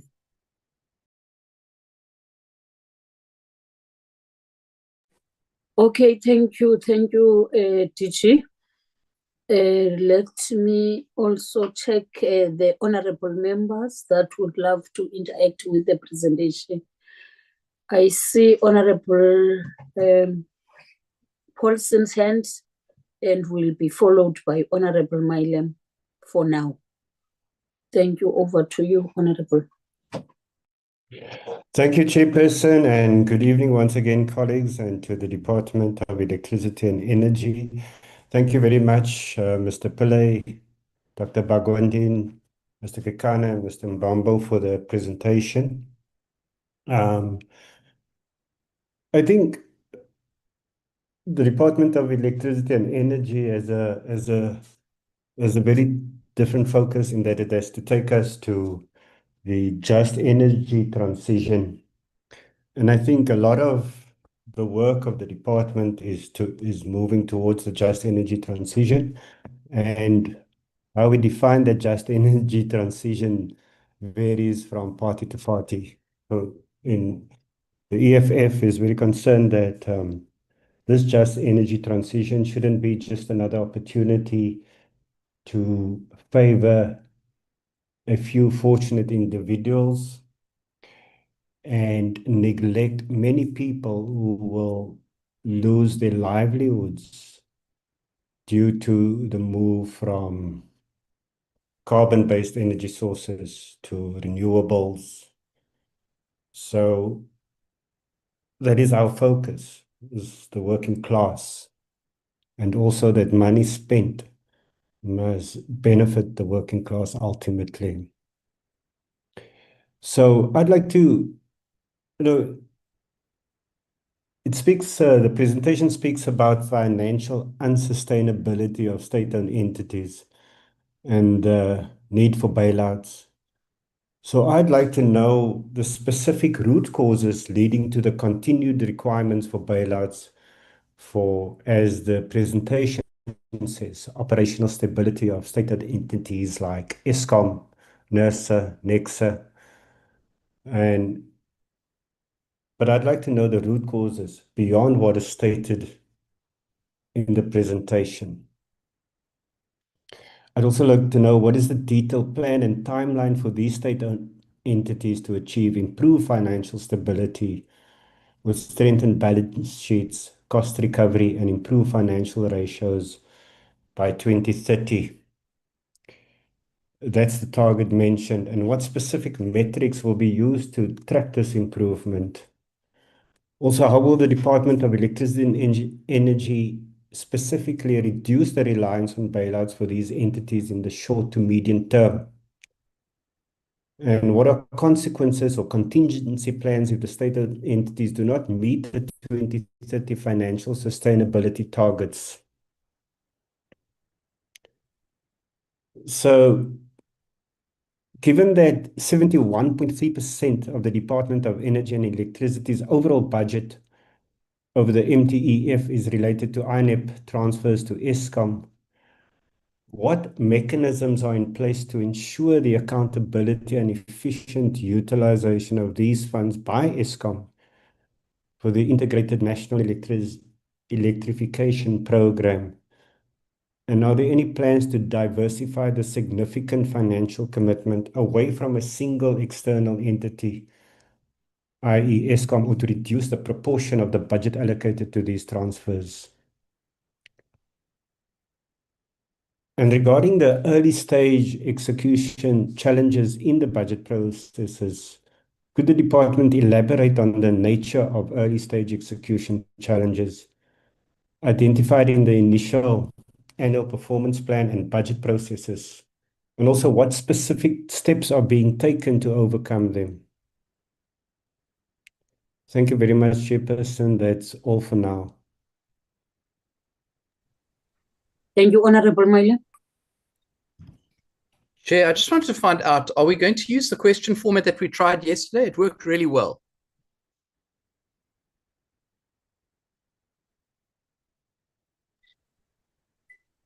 Yes.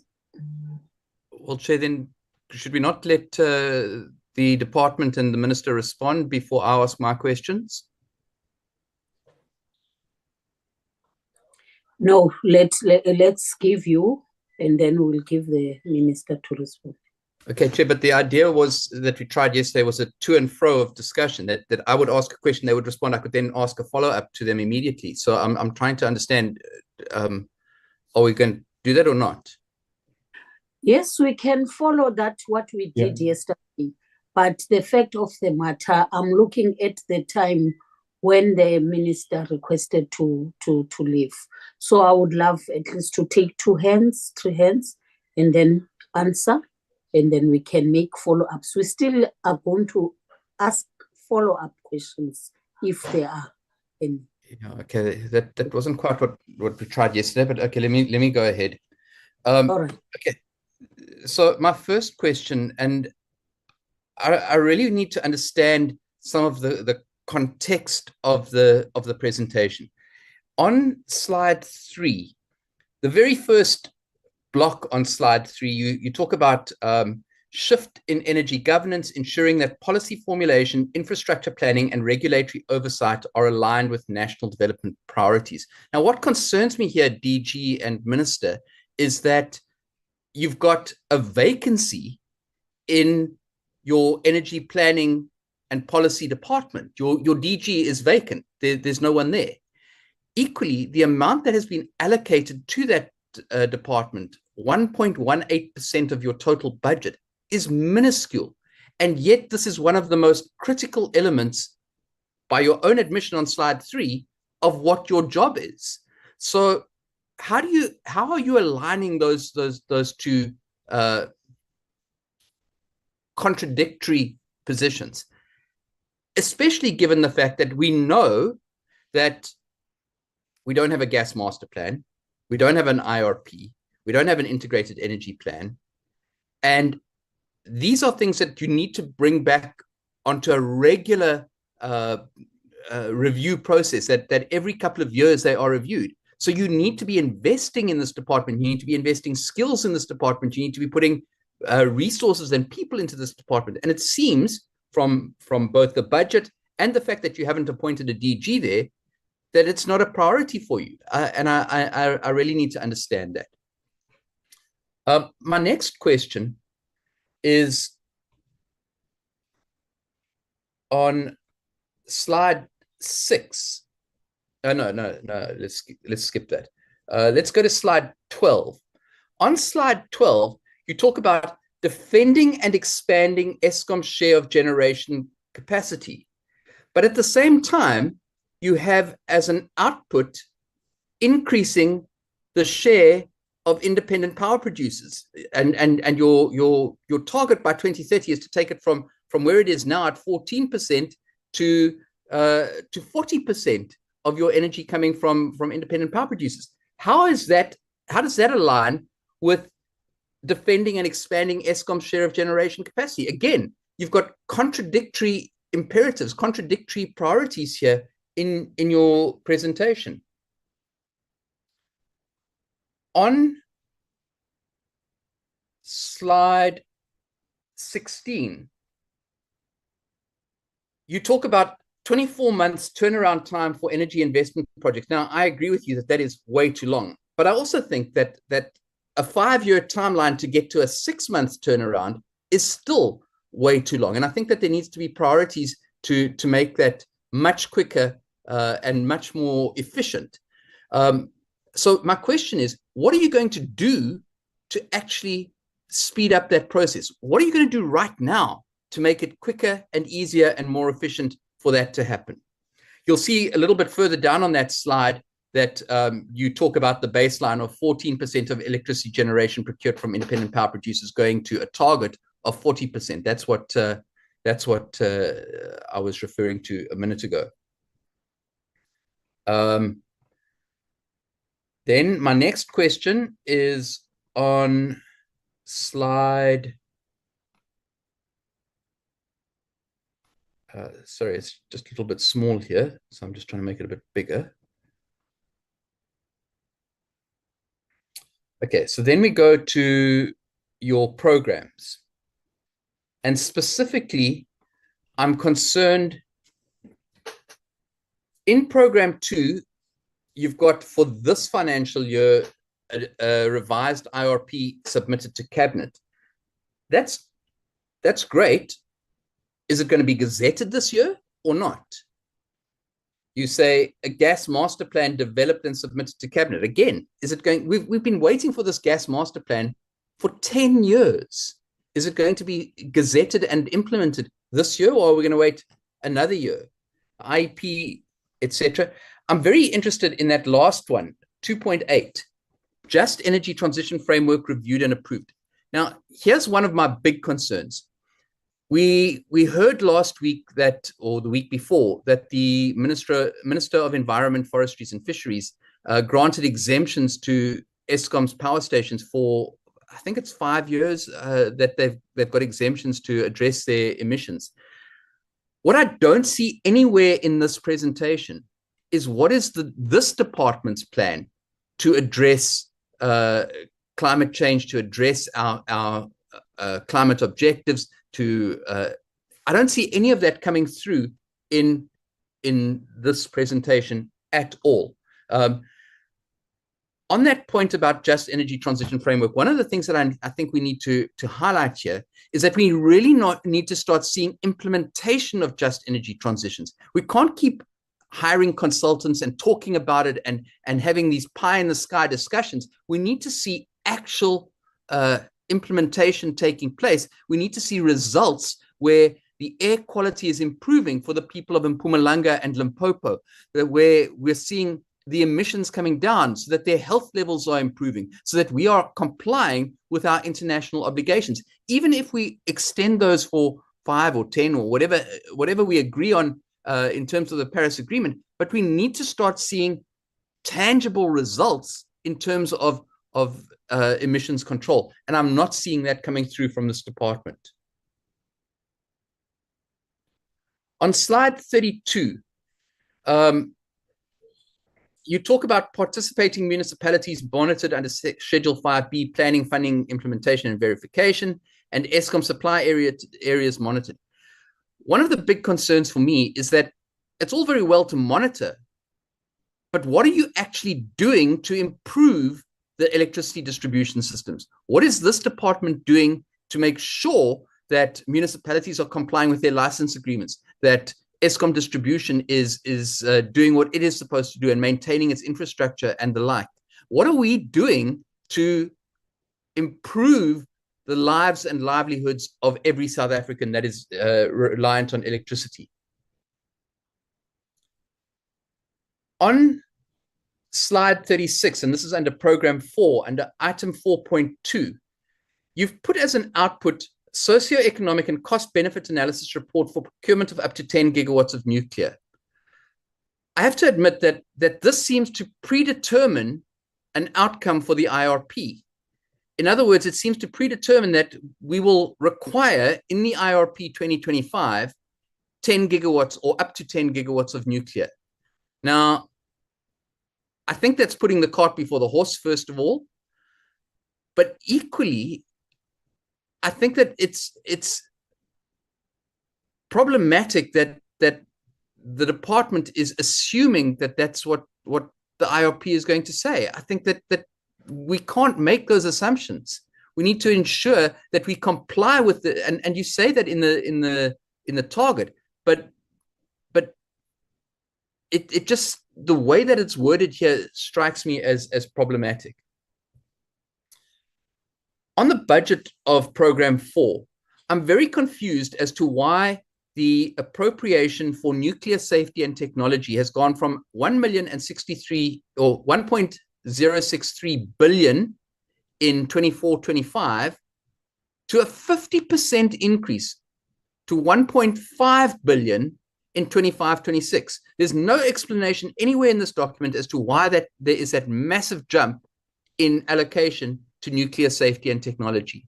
So I'd really like some clarity on that. And Chair, that's it for now. Thank you.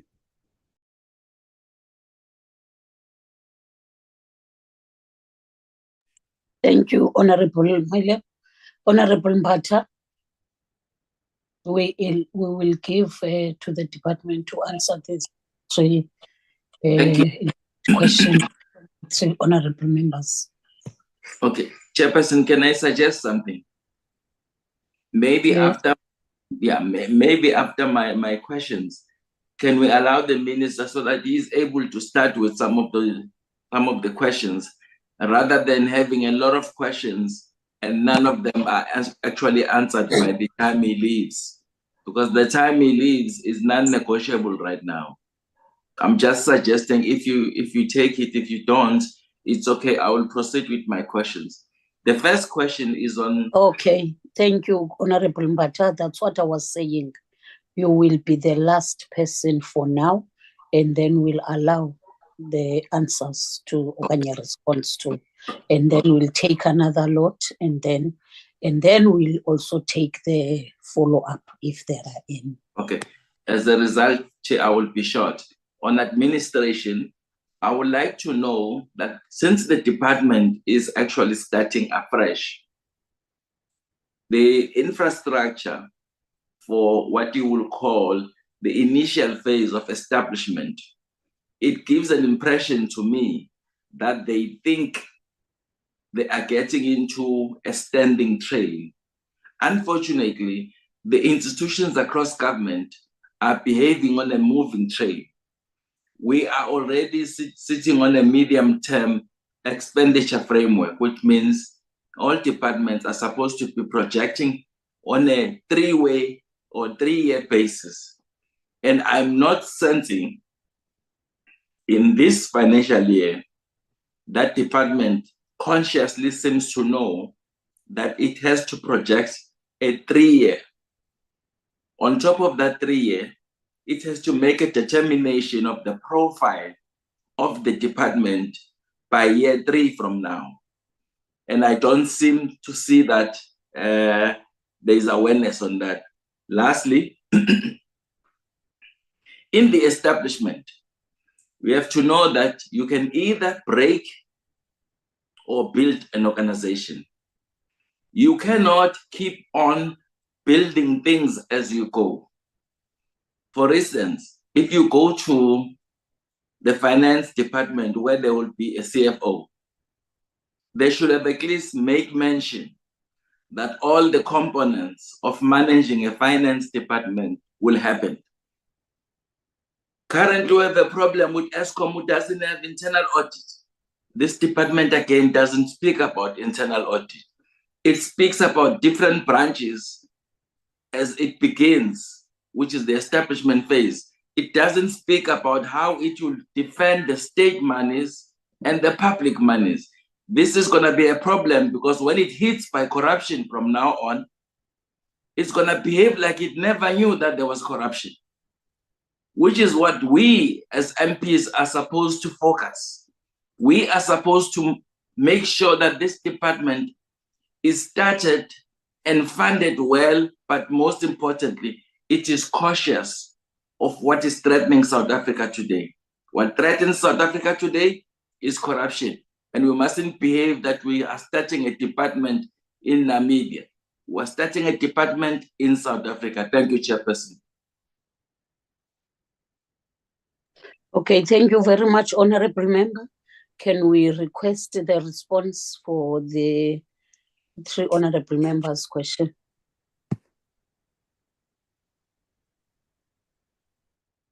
The team will go first, and I'll sweep whatever they have not answered, and also reinforce some of the issues that I think might require additional input. Subesh. Thanks, Minister. Switch the mic on. So, Minister, I think maybe just in the order that they've been presented, Honorable Paulson, I think the issues around JET, they codified in that priority 2 that refers to the strategic objective 2, which speaks to driving industrialization through the work of the department,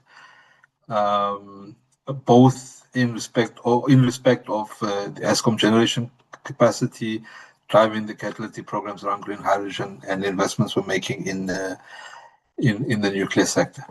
So the approach to JET is indeed underpinned by the fact that it has to lead. It has to allow the department to lead the industrialization program through the execution or in the manner in which we transition. And that's largely codified in that strategic objective 2. I think part of, and this relates to a number of the other questions, and Minister, perhaps with your guidance and permission, we may want to have an opportunity to unpack the shareholder complex, because a number of the questions that relate to how we oversee the entities, particularly the 2 state-owned companies, are codified or are set out in the shareholder complex. So this is the contract essentially between the shareholder, being the minister, and the respective entities. So you'll see there 2 levels. One in the compact itself. This is the main agreement, and then there's a second-tier document that's loosely referred to as reportables. They set out very detailed indicators, time-bound, annually, quarterly, and monthly. And I think the DDG made the point earlier that we're increasing the evaluation of the entities on a monthly basis, the oversight of the entities on a monthly basis. So a number of those indicators, and I'll, as I respond to some of the questions, I'll just flag which one specifically I'm referring to. That includes the issues around the point we make about the financial sustainability of the entities. I think what is clearly spelled out in the budget is that there is no longer any sovereign bailouts or allocations to the entities, in particular Eskom in this instance. The entities have to begin to drive efficiencies to ensure that they become financially sustainable. They are able to enhance the quality of their balance sheet to fully run their operations in light of the fact, in addition to the fact that there's no longer any sovereign bailouts, in line with the fact that they also will not, as Minister often says, the era of double-digit tariff increases has expired. So all of that simply means that the entities have to begin to drive towards greater efficiency and sustainability in terms of their own operations. And the point I'm making is that the detail of how that gets to be articulated firstly and then monitored and measured over a period of time is codified in those two sets of documents. There's the issue around the 70% of INAP accountability model. In the outcome 1 under program 3, there is the first indicator there refers to the review of the new integrated energy, or rather the strategy for repurposing of INAP into a universal access strategy. That work is at an advanced stage. But what is set out in that strategy is the methodology through which we execute the national electrification program will fundamentally change. And we're gearing towards a model, again, to the point around industrialization. If we deliver at scale, currently over and above what we allocate to ESCOM, we also allocate to around, I think in the order of about 127 municipalities get individual allocations based on the DORA schedules for INAP. And what that means is that you're losing an opportunity to drive economies of scale in how we deliver this universal access program. I mean, that's in the order of 1.6 billion over the remaining 4-year period of the current term. So the first level at which we intervening is to create a new methodology of how we execute, and that's through a centralized PMO model. The intention there is to create capacity through the DBSA to execute the PMO. What that does is to enable us to scale up the levels of investment, because what the DBSA is also able to do is to design a financial instrument that enables us to front load. So we know that over the 4-year period, the total allocations will be in the order of about just over 12 billion rands, and then the DBSA is able to front load the financing of those allocations, so that we are able to advance and scale up the pace of at which we traverse towards the 1.6 target. And equally, it gives us an opportunity to, off the back of the 1.6 million households, to drive an industrialization or a localization program for the rollout. So if you take anything from the solar panels right throughout the value chain of how we're going to, both for the grid and non-grid connections, that entire value chain now has an opportunity at bulk to be able to be designed as a localization program to drive industrialization in the execution of the program, and then of course in the life of over a period of time that we build in the operation and maintenance capacity to maintain that infrastructure through a decentralized model.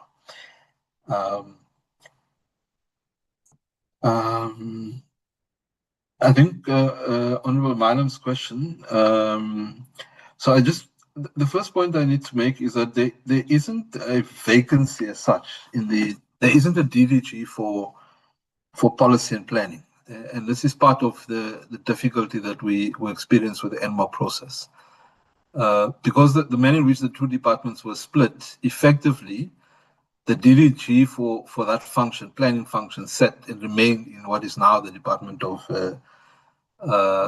Petroleum and Mineral Resources. So that the head of that department, as of current, is a chief director. And what we simply aligned internally is to ensure that so that we provide a sufficient level of leadership over that function, that we've asked one of the DDGs to take responsibility. And then in the 6-month period, as we traverse towards an optimal structure, we will create that design to respond to the strategic objective around leading the policy space. And then, of course, I don't want to sound overly optimistic, but the point, of course, is that having designed the optimal structure, we'll still have to go through the national budgeting process to have that structure funded. And of course, there's a motivation was set out for much of the reasons that have been explained around the centrality of the Department of Electricity, the importance of the department to be capacitated to drive innovation in policy and energy governance.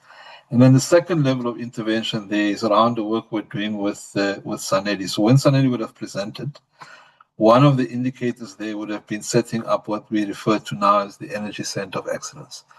So part of the work we're doing with SANEDI is to reorientate SANEDI to really be the driver of energy policy research and innovation for the energy space as an entity of the department. And we're currently working with a team there to look at how we reallocate resourcing for SANEDI to begin to incrementally take up that role. So at two levels, both within the department, building the necessary capacity. We're very acutely aware that that would be incremental over a period of time. So in the more immediate, over and above the partnerships, the international partnerships that local partnerships with the academia and other research engines, SANEDI becomes a central point for that for that capacity to drive innovation within the department, rather policy process within the department. The issues around ESCOM, I think the point there is that ESCOM will also continue to play in the renewable space. So over and above what is delivered through the IPPs, the renewables will account for that order of 40%. I think the wording does say IPPs, and perhaps that's where the problem is. But the point there is that we must drive renewables to 40%. ESCOM will play in that 40% as an energy entity. So over and above the existing fleet, they are beginning to make moves to expand the renewable portfolio, and that will eat into that 40%. Then on the issues around process, how we're going to speed up the capacity to the instruments to fast track energy infrastructure. There are two sets of legislation that, well, there's the omnibus bill, what started off as omnibus bill, what is now loosely referred to as the energy security bill, which is being processed through the department and ultimately will make its way through the parliamentary process. That will begin to look at the value chain of approvals for energy infrastructure, and in a sense create a legislative environment without undermining other legislation, other sector departments' role and responsibilities, that we create a streamlined approach to how government delivers energy infrastructure through the amendments we'll bring in the energy security bill. So that's a bit more of a medium-term approach. Of course, in the more immediate, there's work that we, together with the DTI, are initiating work that is continuing to strengthen the energy one-stop shop. So this is essentially the instrumentality through which energy infrastructure projects will get to be processed.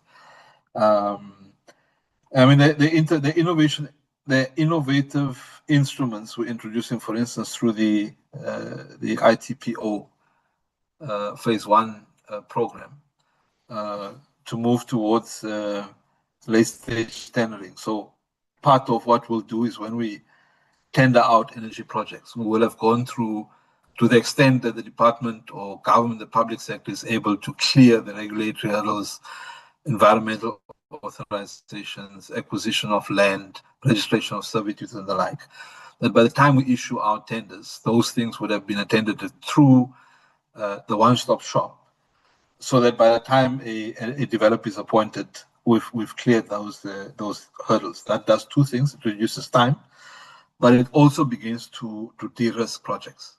And ultimately, with that de-risking, it would be to reduce the cost of delivery of those projects.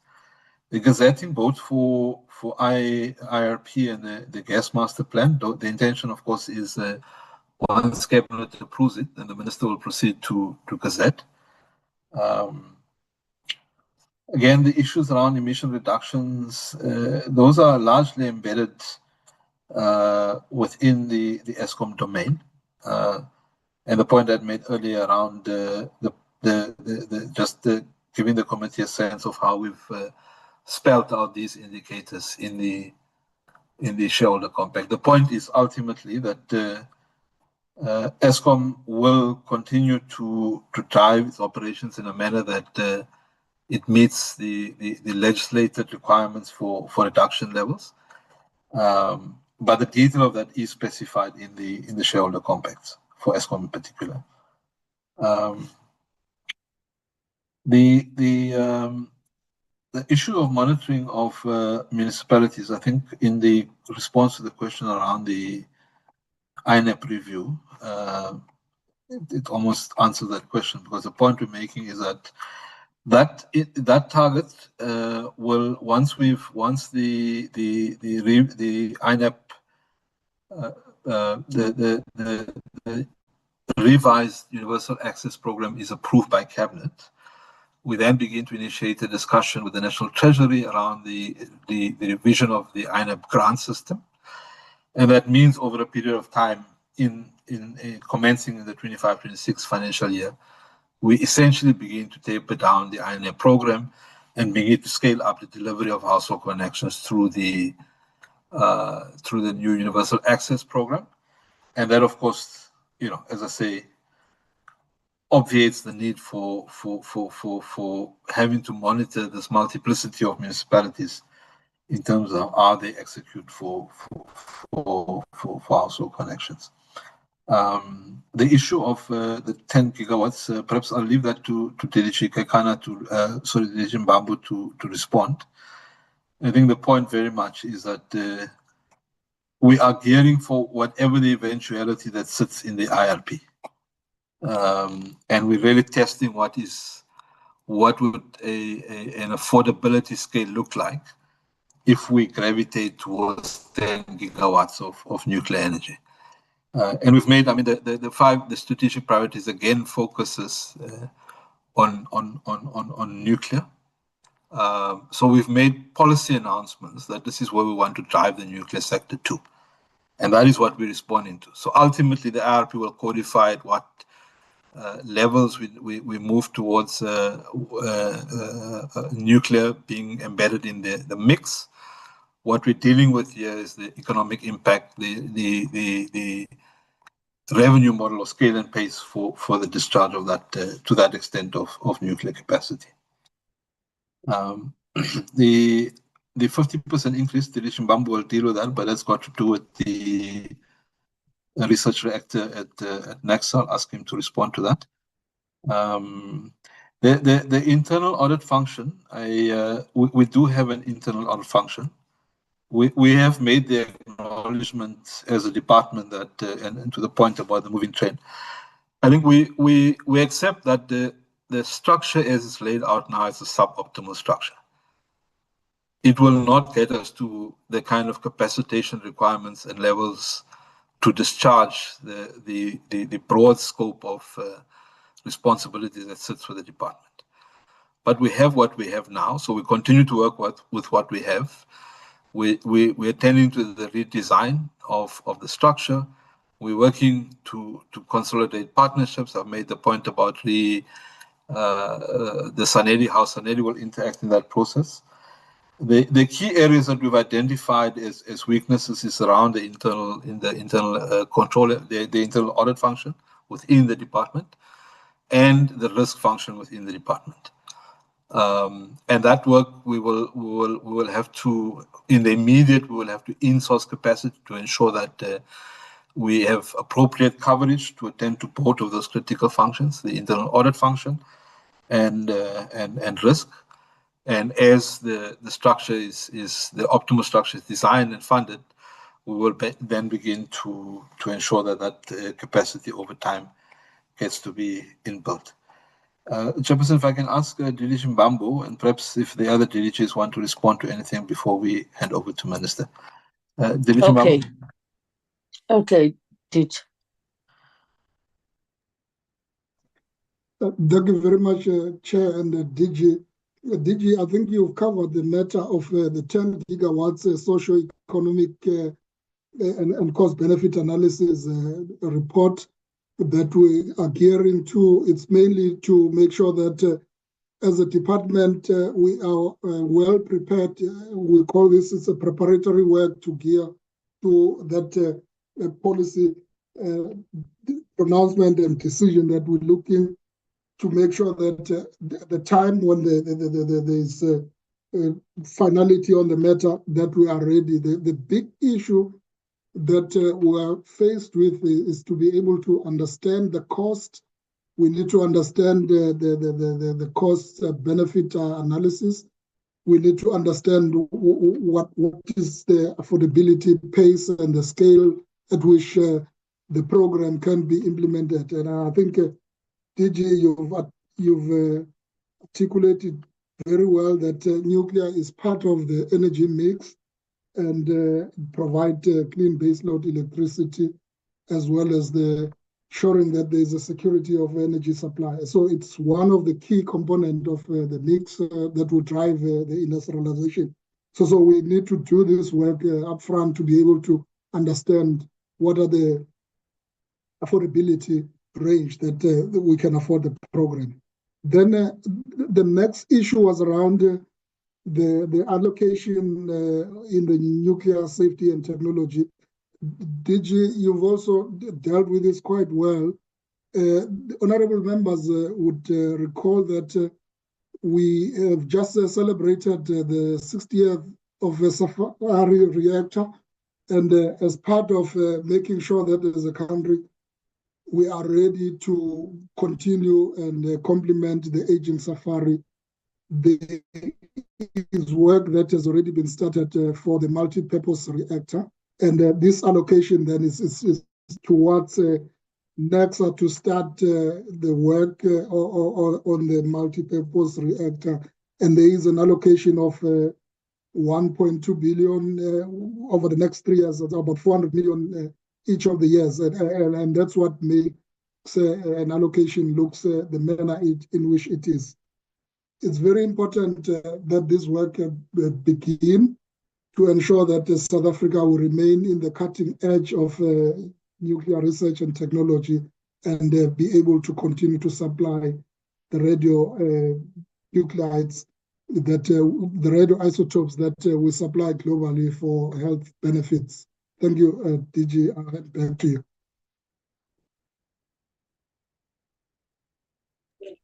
Thank you, DG. Minister?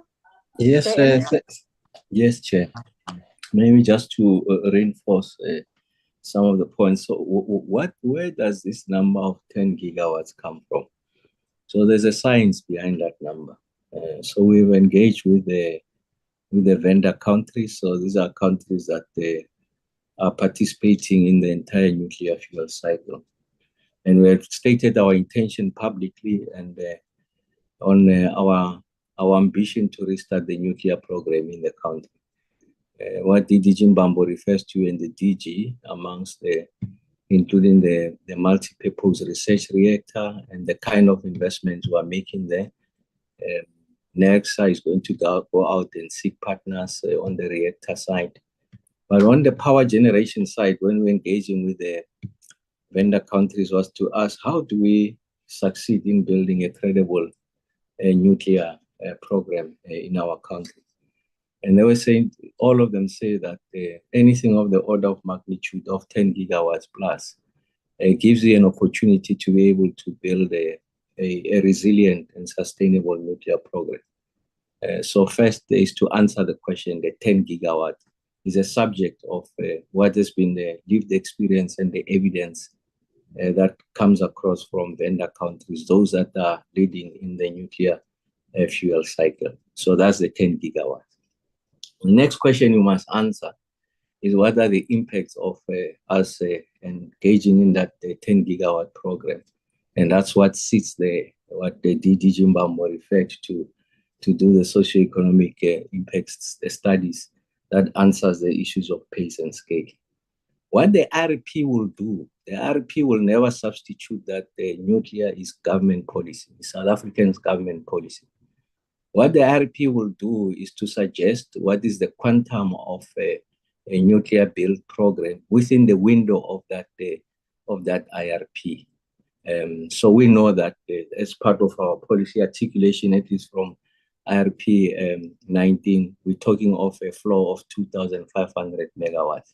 So there's no preempting what the IRP will say, but the IRP will say that nuclear is part of the program, and then of the mix, and then it will state a number.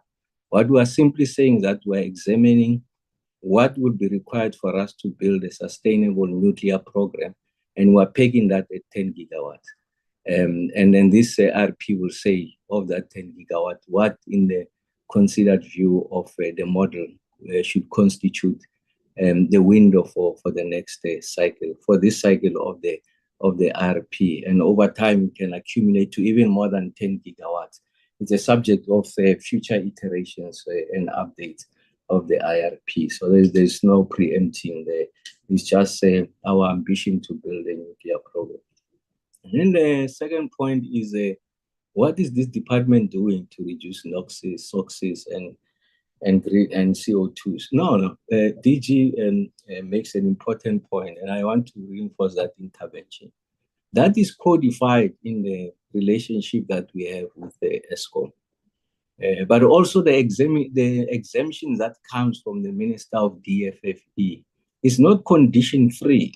ESCOM is expected to meet certain requirements. And I think it's important that we read the exemption in its completeness and not isolate just issues that helps to reinforce a case that is, or an argument that is born out of an incomplete reading of what the exemption is saying.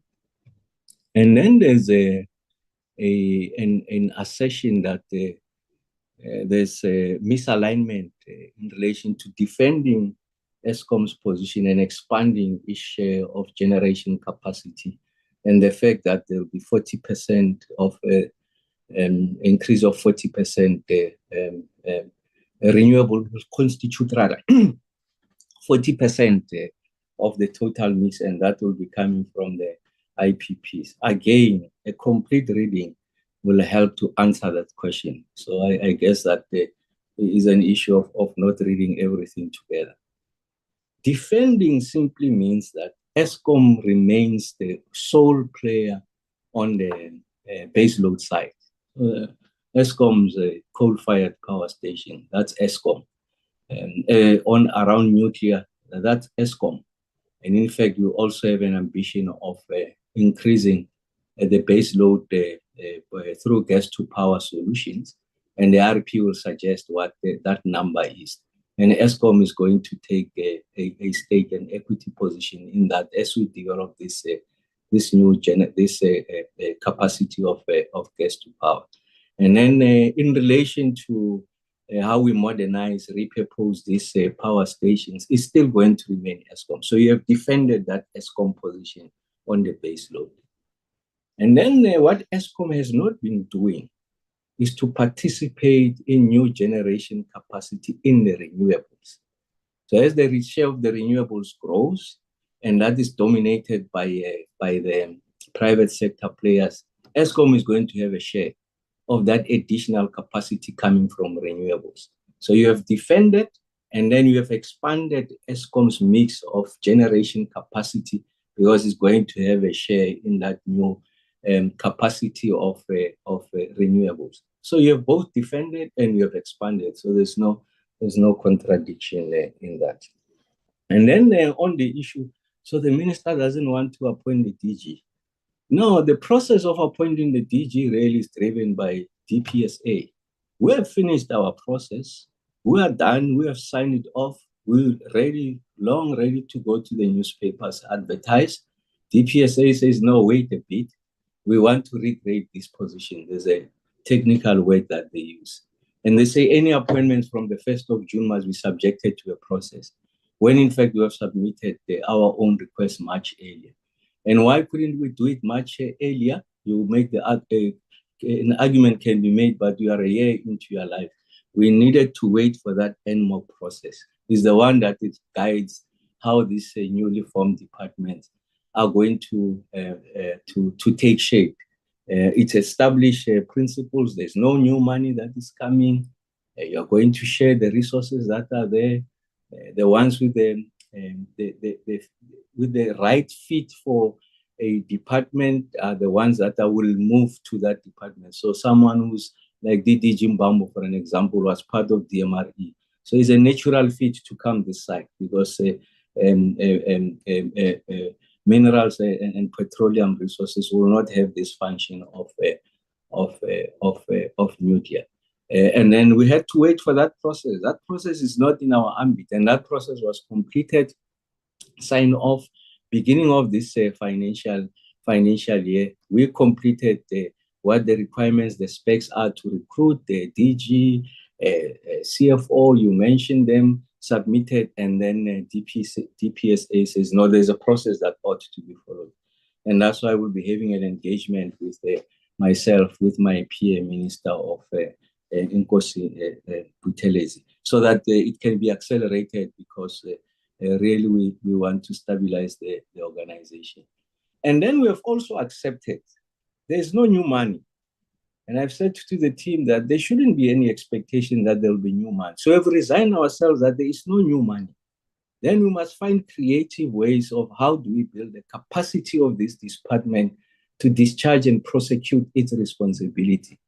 It sits in redesigning what essentially is a function of SANEDI as a think tank for policy planning in the country.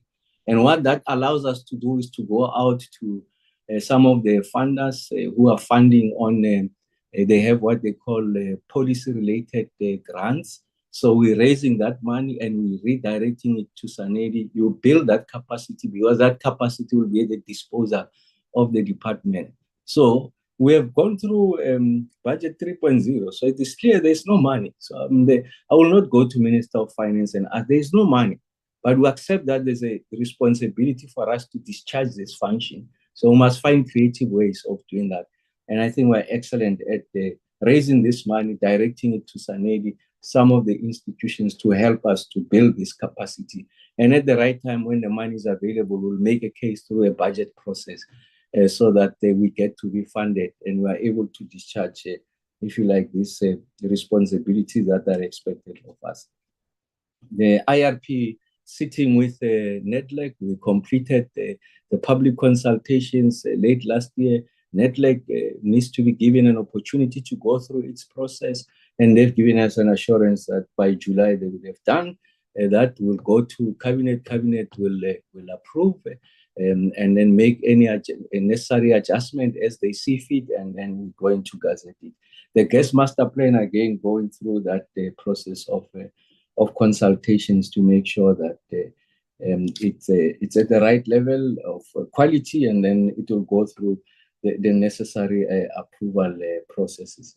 And then also just to say the issues of the JET-P. So it's not about the NOxes, SOxes, CO2 and all of that. It's over and above that is our ability to ensure that the energy poverty is addressed in the country, and that we're using solutions that provide green electricity, that faster, they are agile to deploy, and that's why the repurposing of NIP helps us to develop microgrids to far-flung rural, poor communities, ensure that energy is acceptable, energy is accessible. So the idea that JET only deals with the reduction of greenhouse gas emissions and all the associated environmental issues is inadequate. Just one leg. So we should also be preoccupied with providing universal access. So that's what we're doing. We're doing all of the above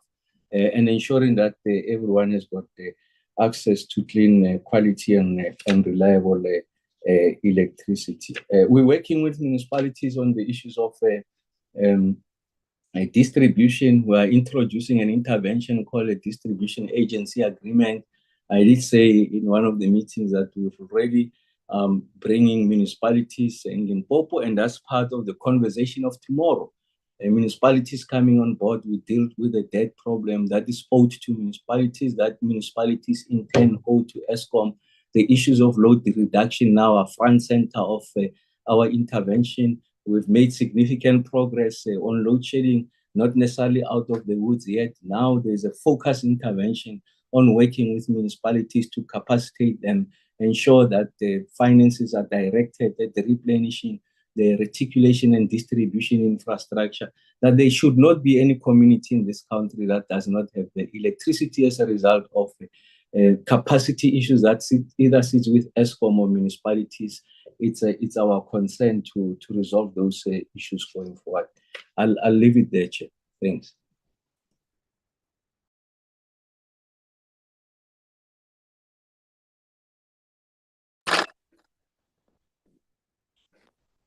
Hello.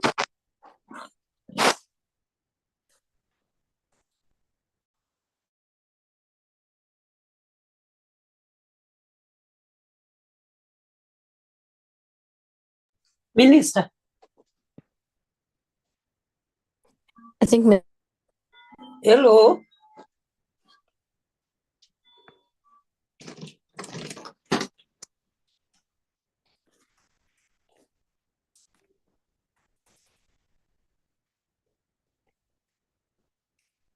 Secretary, Yes, Chair.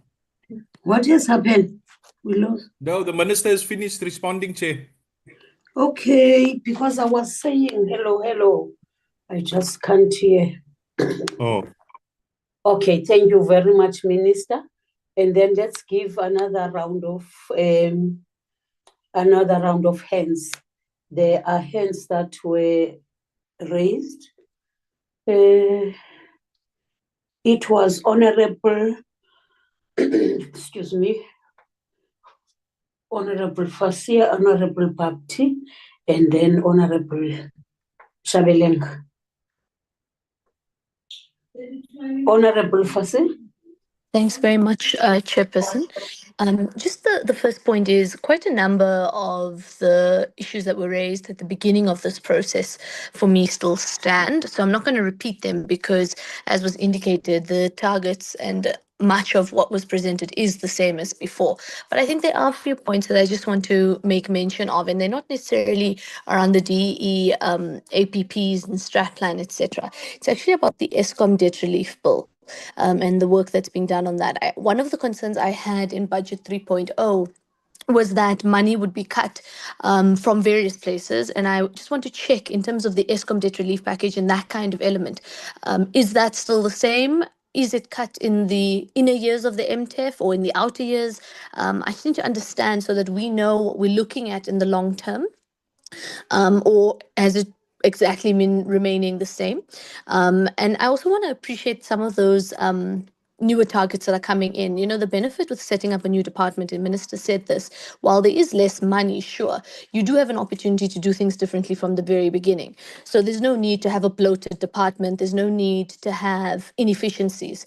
And I think there's already good signs that we're not going to just fill, you know, not necessarily about filling vacancies, but fill it up to an extent that it becomes inefficient. So that's duly noted and appreciated. And I also wanted to make points about the gas master plan and the IRP, which we still haven't seen. And I appreciate that it may be at cabinet, but you know, it's becoming a buzzword in the committee and it's become a buzzword in the industry.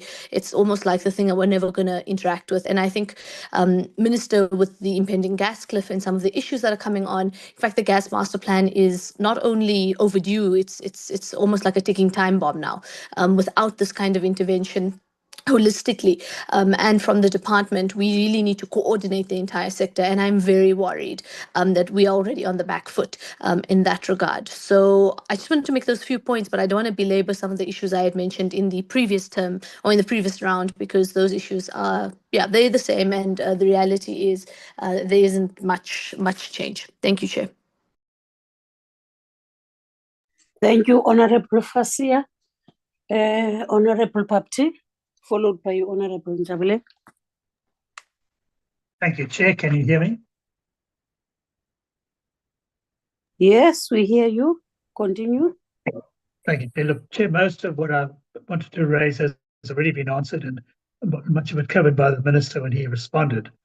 But there are, I think, 3 areas that I would like a little bit of expansion on.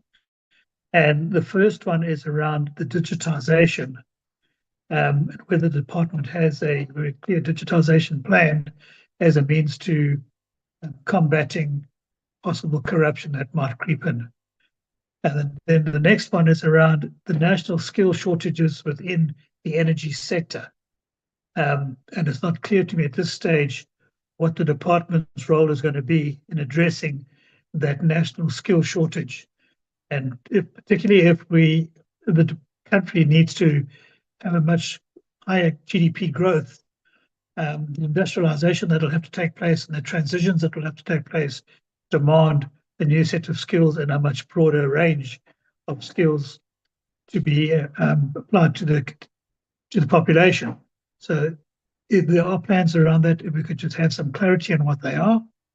And then there was just one final point, and that is around NECOM 2 and how NECOM 2 is influencing the issue of municipalities and them becoming sustainable in terms of distribution, and the state agency agreements, the distribution agency agreements, how's that working out?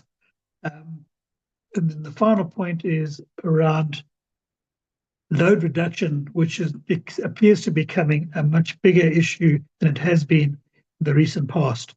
I get endless string of queries about this. The communities are up in arms, particularly those who pay for energy and then have to go off the grid because of load reduction measures. Could we have a response on that too as well? Thank you. Thank you, Honorable Bhakti. Honorable Nchabile.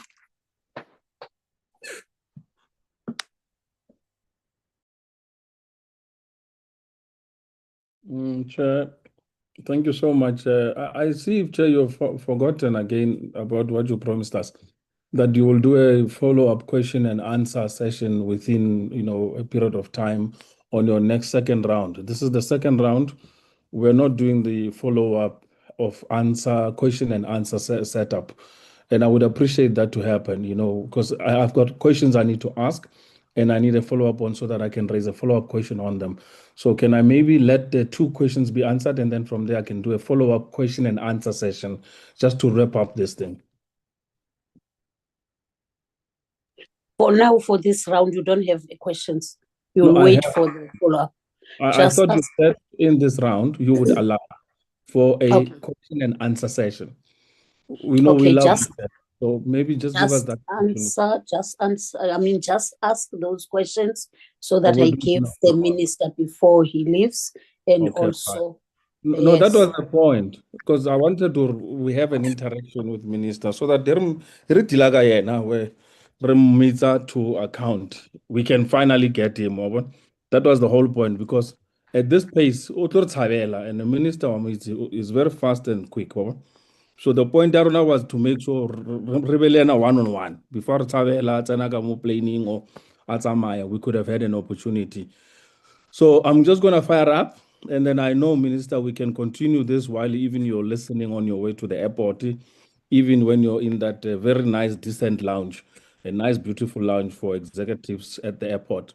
You can still listen into the meeting. We might go for a long up to 9 o'clock tonight. So, please get in and engage so that the issues we're raising around the budget, which affect your department, can actually be attended to. One, I'm going to start on a quick one. On the budget, Minister, there is an allocation in terms of the energy, in terms of the fiscal budget of South Africa, which was presented and actually voted in last week, which we opposed because we opposed it on fundamentals. There are questions that we wanted to ask that are relating to the budget allocation to item lines. Most item lines in that budget are very airy-fairy and have no questions or have no answers to them. We've tried to ask these questions in the committees, and so far we have not found the answers. I'm just going to ask you a simple one on this question of there is a 19 billion allocation in the budget around the transformation of electricity infrastructure in a whole, from transformation to distribution, and of building this transformation of the electricity infrastructure. When I asked earlier, I think 2-3 weeks ago, with the committee, and I asked the DG, and I said, DG, can you prepare for us a proper breakdown of these projects that you're actually identifying to be funded with 219 billion, which was estimated by Minister Godongwana that is going to be spent. And then I said to them, and I said, look, we're not going to expect you to answer it now because you might not have the answers because you don't know, probably. And indeed, you know, the DG didn't know. And you were not present in the meeting. So the DG took the responsibility to say he'll come back to us and actually allocate a response which was really proper in respect to this particular question. What is the makeup of that 219 billion that you guys want to spend as the department in that amount? And what is it going to be spent on? Because we don't get to see it. Even all the presentations that were made by your line, departments as well as agencies that are related to department, there is no indication of this amount of money. So we're given the impression that this money is put into the budget fiscus that has already been approved, which means Itlojiwa is going to go missing, is going to be stolen, is going to be misappropriated, there is going to be wasteful expenditure around it. And nobody wants to answer on this thing. So we wanted this session to say it must be interactive so that you can give us direct answers. We can really hold you account and know so that Autor Tavela with responses and then Autorofa 1, 2, and then sweeper quickly to make sure that you don't get to answer these questions. So I can see you've been favored because I have the opportunity where we can deal with you directly, on a one-on-one to understand matters. But that being, I want to ask this question and I'm going to do a follow-up. And then the other question is, you have about 54 outputs in terms of measurable outputs, your budget and performance outputs. In those 54 performance output, already a report has been given to you that this is too many outputs for you to be measuring your department against. And it's going to present you with a problem going forward because you're going to start losing focus on what should be priority in terms of your department's objectives. Again, the Auditor General of South Africa said until March he had not received a full, thorough, auditable, APPs, annual performance plan, which they could have measured the department based on, and raised a major concern, which is a highlight to say, it looks like this department is not going to actually start performing properly on the basis that it's already flooring a key requirement for actually having clean audits. And on those bases, citing the fact that you're still a new department, you should not be struggling with these issues at this stage. So it is quite concerning. We know there are the issues of starting up the department, but again, you're too intelligent. You should be at the point where you would be hitting the ground running. The department is not new. You have operated it within the presidency environment.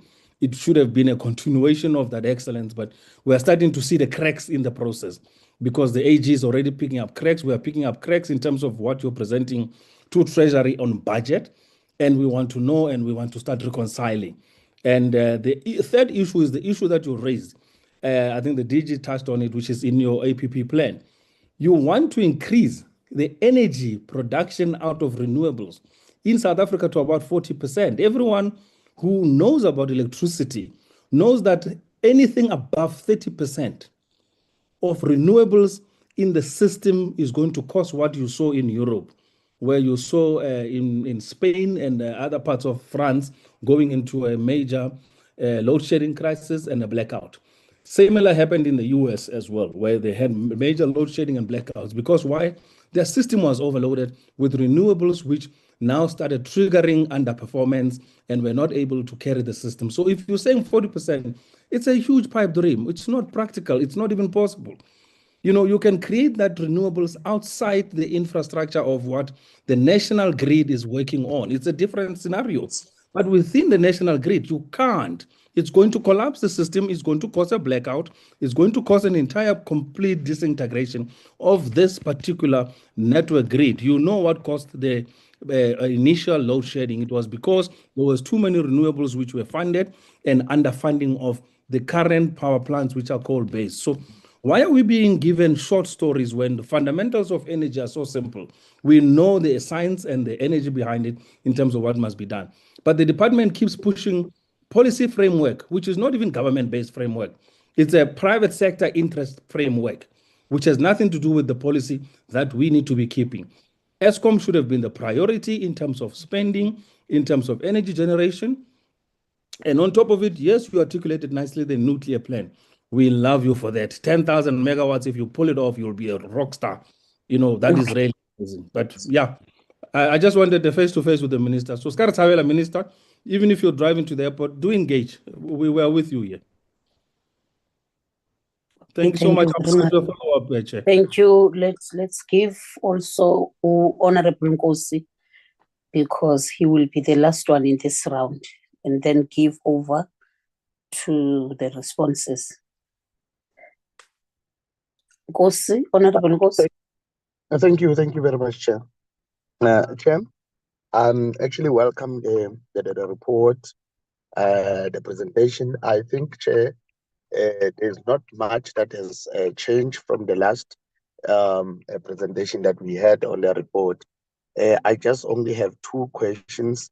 The first one is, Chair, beyond the large-scale infrastructure on the just energy transition, what specific initiatives are being also funded by the World Bank support through the department, maybe to promote energy efficiency, demand side management, and small-scale renewable energy projects at the municipal level? The last question, Chair, is how is the Department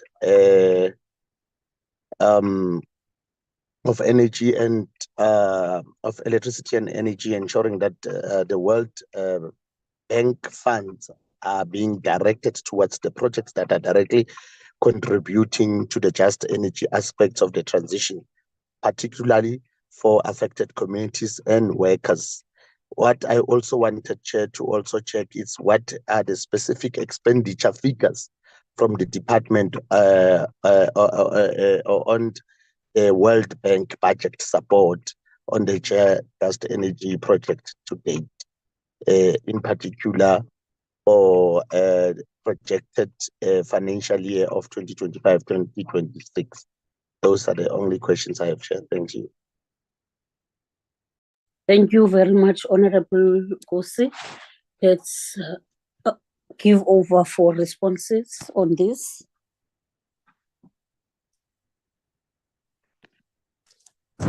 You can go, I'll come and sweep that. Thank you, Minister. Chair, thank you. Hello? Who's talking Chair? behind now? Who was talking behind? Apologies, Chair. The Minister. The Minister? Okay. Over to you, DG. Thank you, Minister. Chair. Chair, on the ESCOM debt relief, the final tranche, which was the 56 billion rand, we've received the concurrence of the Minister of Finance to convert that into equity. That would have been the final tranche in the allocation. So in the current fiscal 25-26, there's no further debt relief provided for. As I say, the Minister of Finance has now signed off the conversion of that loan into equity, and Minister will then now issue the authority to ESCOM to issue the share certificates to that extent, the 56 billion rand worth of equity that the government will hold as a result of that conversion. The NECOM 2 plan, so the department is ultimately responsible for the reform even in the energy sector, including on the distribution side in the municipalities. So Minister made the point earlier on around the DAAs, the district agency agreements. We're working with the NECOM team at three levels. The first level of intervention is to stabilize the local government sector around the issues of revenue collection, around their ability to manage the energy function within municipalities. And that is done principally through the instrument of the distribution agency agreements. So through ESCOM distribution, that level of support is being provided. There's a second round of conversation that is happening around the fiscal fiscal system and how local government is allocated within that fiscal system.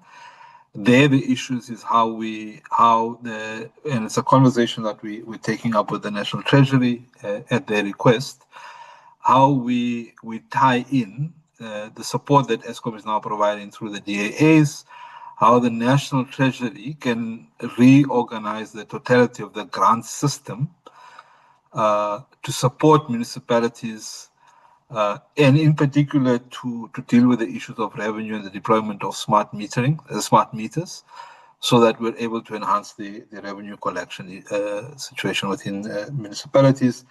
And that's almost a double-edged sword, because it relates to the capacity of municipalities to bill and collect their revenue, but it also relates to then the ability of the municipalities to pay Eskom on the bulk account on the Eskom side. And I think as we have reported to the committee, that figure owed by municipalities to Eskom for bulks, it's just above 100 billion rand already. So that work is intended to stabilize that growth and over time create the kind of conditions within municipalities to begin to service the Eskom debt and progressively bring down the 100 million rands.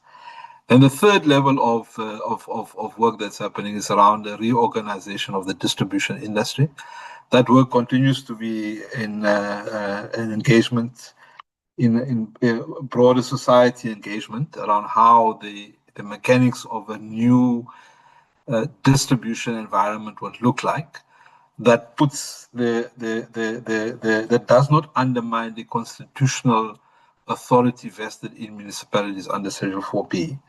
So in other words, you cannot apply a solution that strips municipalities of their constitutional power. So that work is continuing. It's not it's essentially the minister who's driving, the ministry who's driving that work. Minister would have made the point around the load reduction, and in fact, part of tomorrow's Limpopo conversations will deal with the load reduction.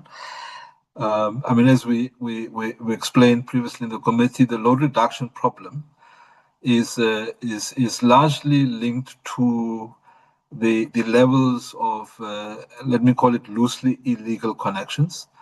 Those connections ultimately will have to be regularized to decongest the networks that result in the transformers being overloaded and that result in the need for load reduction.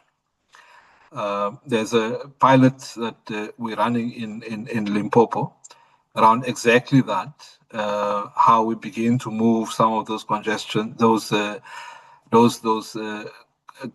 that are congesting the grid into microgrid solutions. And then over a period of time, transfer that approach across the country, so that we begin to deal with the congestion points, and then we're able to stabilize the capacity of the transformers based on their designs, their design specifications. The load reduction program will be a central element of the work we're doing, both through the district agency agreement and generally with Eskom distribution in their supply areas, for how we begin to address the issue of load reduction. The 219 billion rand, Honorable Crown Prince Chabelang, I think we did explain and you're correct to say we had offered to provide the breakdown. So the 219 billion rand reflects the total spending for energy sector. That includes the allocation to the department, the 7 billion rand that we set out in the presentation. It includes the Eskom. So these are not budgetary allocations. These are the total capital expenditures that will go into the energy infrastructure, and therefore includes the Eskom allocation. It includes the allocation that goes to NEXA, principally those three agencies, the department and the two entities, and that constitute the 219 billion rand investment in energy infrastructure. It includes their proportions of the work that we're doing around the transmission expansion program. That, as you will know, is not a balance sheet, or in part is not balance sheet. Part of that expenditure sits with the NTCSA. And part of it will be discharged through the ITP modality, which will really be an off-balance sheet transaction. But the point is that 219 reflects the total expenditure in the energy sector. We will make good on the commitment that we will give you the breakdown We've codified it for the department in the presentation, but we will then provide the background for ESCOM, which will include the holdings and or generation, distribution, and then the NTCSA to reflect how that 219 billion is computed. On the 54 performance indicators, I think we share the concern that 54 is too high. In fact, with the 51 on our count, we've actually reduced them. They were just above 60 in the last iteration. So the DDG Bagwanda, when she reported, indicated that we had removed the regulatory reporting, the compliance reporting rather. So those more quarterly reportings that comes to we removed all of those. So what we're trying to do is to frame the APP to really maintain a strategic focus, and we'll continue to refine the APP as we progress. But the 54 is what we have. I can just say that we've had a series of engagements with the Auditor General. The Auditor General is assisting us to look at those indicators exactly to address the issues around the formulation, the phrasing, and the essentially how we drive those indicators to be smart, so that they both impactful, but also that they're measurable in a proper way that could be audited and accounted for. So that work we will continue to refine on the APP, as I say, guided by the AG. I think the issue around the 40%, I'm sure Minister will respond to this more comprehensively as well. But the point is that it's not only the provision of that renewable infrastructure. There are other technologies that will introduce parallel to the growth of that renewable infrastructure. I think there's a lot of experience that we've gleaned from particularly the East, China, and other jurisdictions in the East, around how we introduce grid forming technologies that assist to deal with the frequency the challenges as a result of the large injection of renewable energy onto the transmission system. ESCOM, rather the NTCSA's minister has asked that they now initiate a pilot for how we get to introduce technology, emerging technology, particularly the grid forming, but continue to supplement that with existing technology, and particularly because we've got large turbines installed in the system, that synchronous condensers will continue to assist us to stabilize as we ramp up renewables, so that we manage the frequency challenges on the transmission network. So we should be able to, a combination of those technology options, be able to manage the challenges that, as you referred to, Spain experienced not so long ago, that resulted in a blackout. Around the issues of the World Bank funding, so there's no specific funding that sits within the department from the World Bank. There are various discussions that the World Bank is assisting us with. They continue to support us in the work that we're doing around both the World Bank and the IFC, on the work that we're doing around the transmission, the ITP program. They continue to support us in some of the policy work that we're doing. Of course, there's the IPG fund, which sits outside of a department allocation, and that's essentially a facility that sits there as we develop projects. They get to be evaluated against the criteria for those IPG project scopes or funding scopes, and of course, then if they meet those scope, they can apply to be funded against the IPG. I think ultimately, the point we're making is that as we develop these project prospectus, we must look for the least cost of capital options. So whether that is introduced through concessional funding, through the IPG, or other funding instruments, including blended financing instruments, ultimately we must find the least cost options for how we finance our capital infrastructure programs. And that's work that we'll continue to do as part of project preparations for those large scale energy infrastructure projects. So I think those are the questions that were posed in this round. If I can leave it there, I'm sure Minister may want to add to that. Thank you, Chairperson. Thank you. Minister? Yes, Chair, I'm here. Maybe just to say the following. First is just to give comfort to the committee on the back of the comments by Crown Prince that the Minister will always be here to answer questions. The Minister will never go away. So anywhere at the airport, wherever, we provide answers until all the answers are responded to. Now let's deal with the technical arguments of his assertion. First is that he arrived at an unsubstantiated conclusion that when we talk about renewable energy, we're only referring to non-dispatchable and intermittent solutions. So I'm talking about wind and solar. And we know that the oldest form of renewable energy is hydro, which is a base load technology. And we also are beginning to see that the advances in other parts of the world where there's new forms of renewable energy that serves as base load. We know that once we have battery storage capacity, even with the non-dispatchable nature of wind and PV, they'll best approximate the conditions of what will constitute the base load. We know that the battery technology now is advancing, that the storage capacity now is getting to about 6 hours. So it's making conclusions that are not technically substantiated. So when you talk about the renewable energy, doesn't always follow about the intermittent nature of those solutions. The second one is that technology has advanced. So we're moving beyond synchronized condensers to grid forming, as DG Pile has made the point, essentially to avoid the situation that has happened.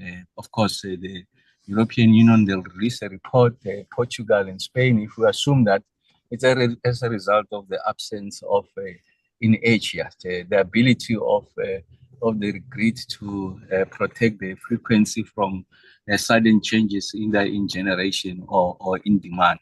On demand side. So we know that there's a number of technology providers that at a very large scale and industrial scale have started the exercise of grid forming technologies that are much better than synchronized condensers, and we're moving away from grid following for the same purpose of protecting the grid. The grid must remain within 50 hertz. And as the DG has made the point, I've asked the NTCSA to identify candidate sites. There are a number of technology providers who claim that their solution is superior. We want to apply to our own conditions so that there's some degree of appreciation of how it performs under our own conditions. So that's the work that we're doing. To Honorable Bhakti on NICOM 2. So what we've decided to do is that the work around municipal debt and how we help municipalities to discharge their responsibility with regards to the electricity reticulation function. Well, we're covering that under the distribution agency agreement. So that work will sit under this DAA. And I did make the point that we've made strides. And in fact, part of the conversation tomorrow with the municipalities in Limpopo is exactly on this question. We have had a first engagement, we're having a second iteration, and we're confident that we're going to have a lot more of these municipalities coming on stream. We're able to protect their revenue streams, but also protect the ESCOM revenue stream and reinvest this revenue back into refurbishing and replenishing the assets so that we avoid the issues of load reduction. You are absolutely correct, Honorable Party. Our concern is around the increases in relation to load reduction. We don't have solutions now to isolate customers that are paying from customers that are not paying when they share the same transformer infrastructure. So it's part of these intelligent solutions around the smart meters will enable us to make sure that we are able to separate those who pay from those who don't pay for purposes of credit control, and of course to make it possible for us to continue to provide the electricity for the poor, those who just don't have the means to pay and have registered in the indigent policy. So, Honorable Bapti, really the intention is to make sure that we address that situation. So, Chair, I'm now going to finally log out as I've indicated as somebody, and I'm sure the team will be more than competent to answer, and the rest of the question to the extent that I'll be required to answer. I'm always available. But thank you very much, Chair. Okay. I see the hand of Honorable Mile. Thank you, Chair. I'm sorry that the Minister has logged out because there were a couple of things that I wanted to just raise, but it's fine. I'm happy to continue. The first one is going back to my question about the contradiction between defending and expanding the role of Eskom versus the role of independent power producers. And I want to ask, please, Chair, if we could bring up slide 16 of the APP.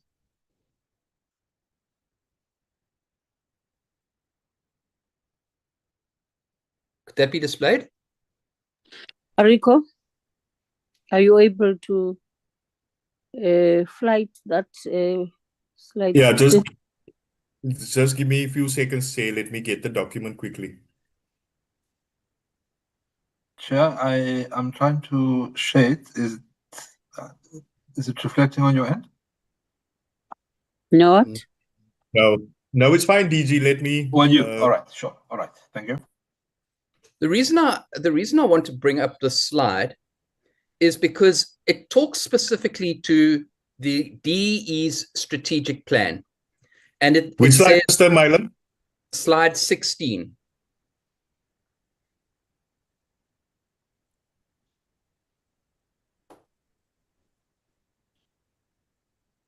So it talks to outcome 2 being a well-regulated, transparent, and investment-friendly energy market. Now, that aligns perfectly with the amendment to the Electricity Regulation Act that was signed into law late last year.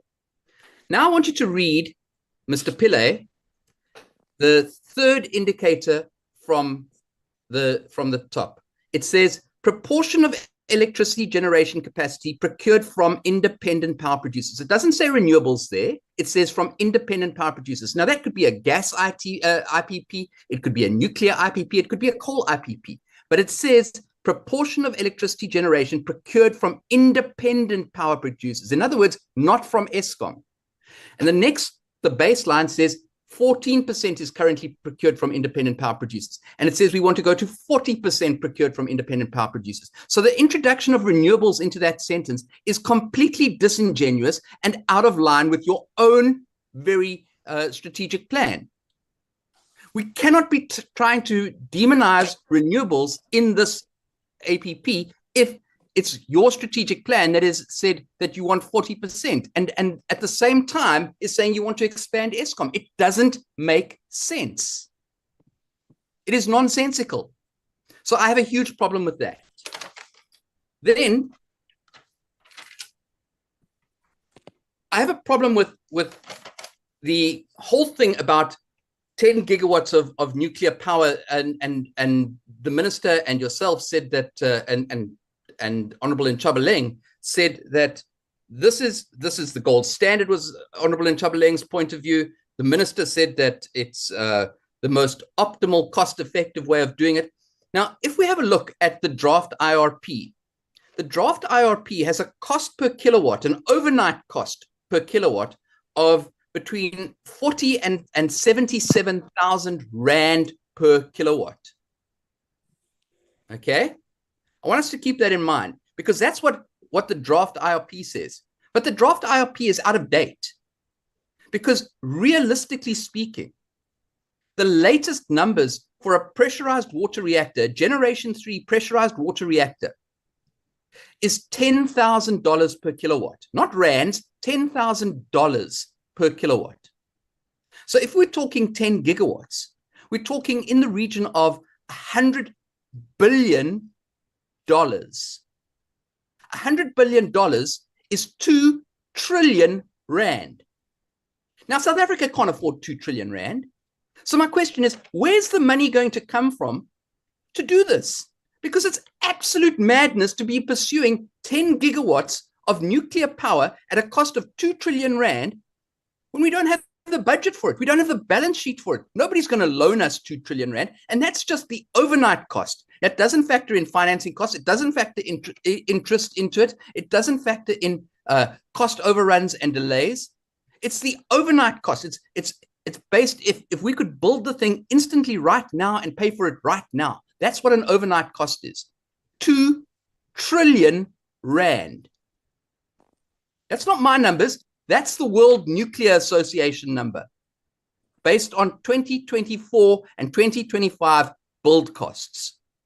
So we mustn't get caught up in this idea that nuclear is cost effective, because from a CapEx perspective, it's not. The last thing I want to say, and this I want to address to Honorable Nchabaleng. He made a statement that the grid in Spain collapsed because of renewables. The reality is there is a report that was issued by Red Eléctrica, which is the transmission system operator in Spain. And it said that the grid collapse in Spain was because, on April 28, was because their peaking plants did not come online quickly enough. Their operating reserve was not available when it was needed. It had nothing to do with the renewables. It had nothing to do with too much renewables on the system. It had to do with the fact that the peaking plants were unable to respond to a system oscillation.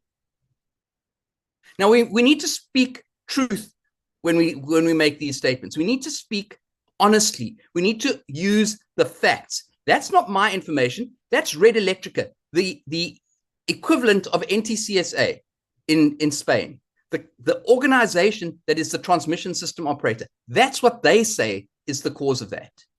So if we're going to look at things like that, I absolutely agree. We need grid forming inverters. We need synchronous condensers. We need all of those things to ensure that our system remains stable. But we should not be demonizing one technology at the expense of another and saying this is the cause of it. One other thing. You said that load shedding started because of renewables coming online. Load shedding started in 2007. In 1998, in the Energy White Paper in 1998, it was identified that if we did not build new power plants, that we would have load shedding in 2007, that there would be a deficit of electricity in 2007. I'm sorry, I'm making a statement. Members in an unprofessional manner, unparliamentary manner. I am not here to answer questions, and you can't. I'm not asking you to answer questions. I'm refuting what you made as a statement. Point of order. Let's be parliamentary. Let's not be unparliamentary. Because I'm not parliamentary. I'm refuting what you made as fact. And I can give you inputs which are fundamental. Honorable, so, don't allow this kind of a really unprofessional, unparliamentary behavior. Please call it to order. We'll raise. Thank you. Raise it. Point of order. Okay. Can I finish, Chair? Finish up. Thank you, Please Chair. don't do this. In 1998, the Energy White Paper identified the fact that if South Africa did not build new power plants, it would suffer an energy deficit. We didn't build new power plants. In fact, we only started building those new power plants, Medupi and Kusile, in 2007, at the end of 2007. And what happened? At the end of 2007, I'm sorry, Chair, I'm being interrupted here while I'm talking. I didn't do this to Honorable Nchabaleng. No. I did not do this to you, sir. Me. No, you can't. In a Honorable Nchabaleng. Can we have this different? No, please? He is about Chair, to finish. Run the meeting. Please. No, he's not finishing on us. He is no, Chair, you can't allow this thing. And then you'll get. No, don't allow him. Saw your hand is up. No, but you're allowing him to trail us, unfortunately. I'm sorry, you trailed us first. You told us first. No, I never spoke about you, my lord. You did. You spoke about all sorts of other things. No, we never spoke about you. You're not renewables. I didn't say I was renewables. Spoke about you. I'm load entitled shedding. to my Your name is opinion, not and I'm load shedding. sharing my Your opinion. name is not load shedding. We never spoke about you. Your name is not load shedding. Your name is not renewables. Your name is not anything to do with what we spoke I about. can speak about whatever I like. I have parliamentary Honorable privilege to Tabeleng. speak about what I like. Honorable Miley. Honorable Yes, control Miley. it.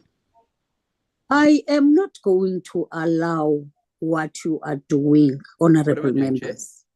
And really, I don't like it. I am saying, Honorable Tabeleng, I'm going to give you an opportunity to talk after Honorable Malem. Please, Betunan. Thank you, Chair. Can I speak, Chair? Finish your question, Honorable Malem. Finish your questions. All right. Please don't chair, Honorable Tabeleng. Give me an opportunity to chair, please. Chair, Continue, Honorable Malem. Thank you, Chair. Chair, one of the issues of parliamentary committees is that we are allowed to enter into points of debate. We are allowed to enter into points of discussion. We can share opinions. We can share, and we've allowed Honorable Nchabeleng to share his opinion throughout this evening, and I haven't interrupted him at all, not once.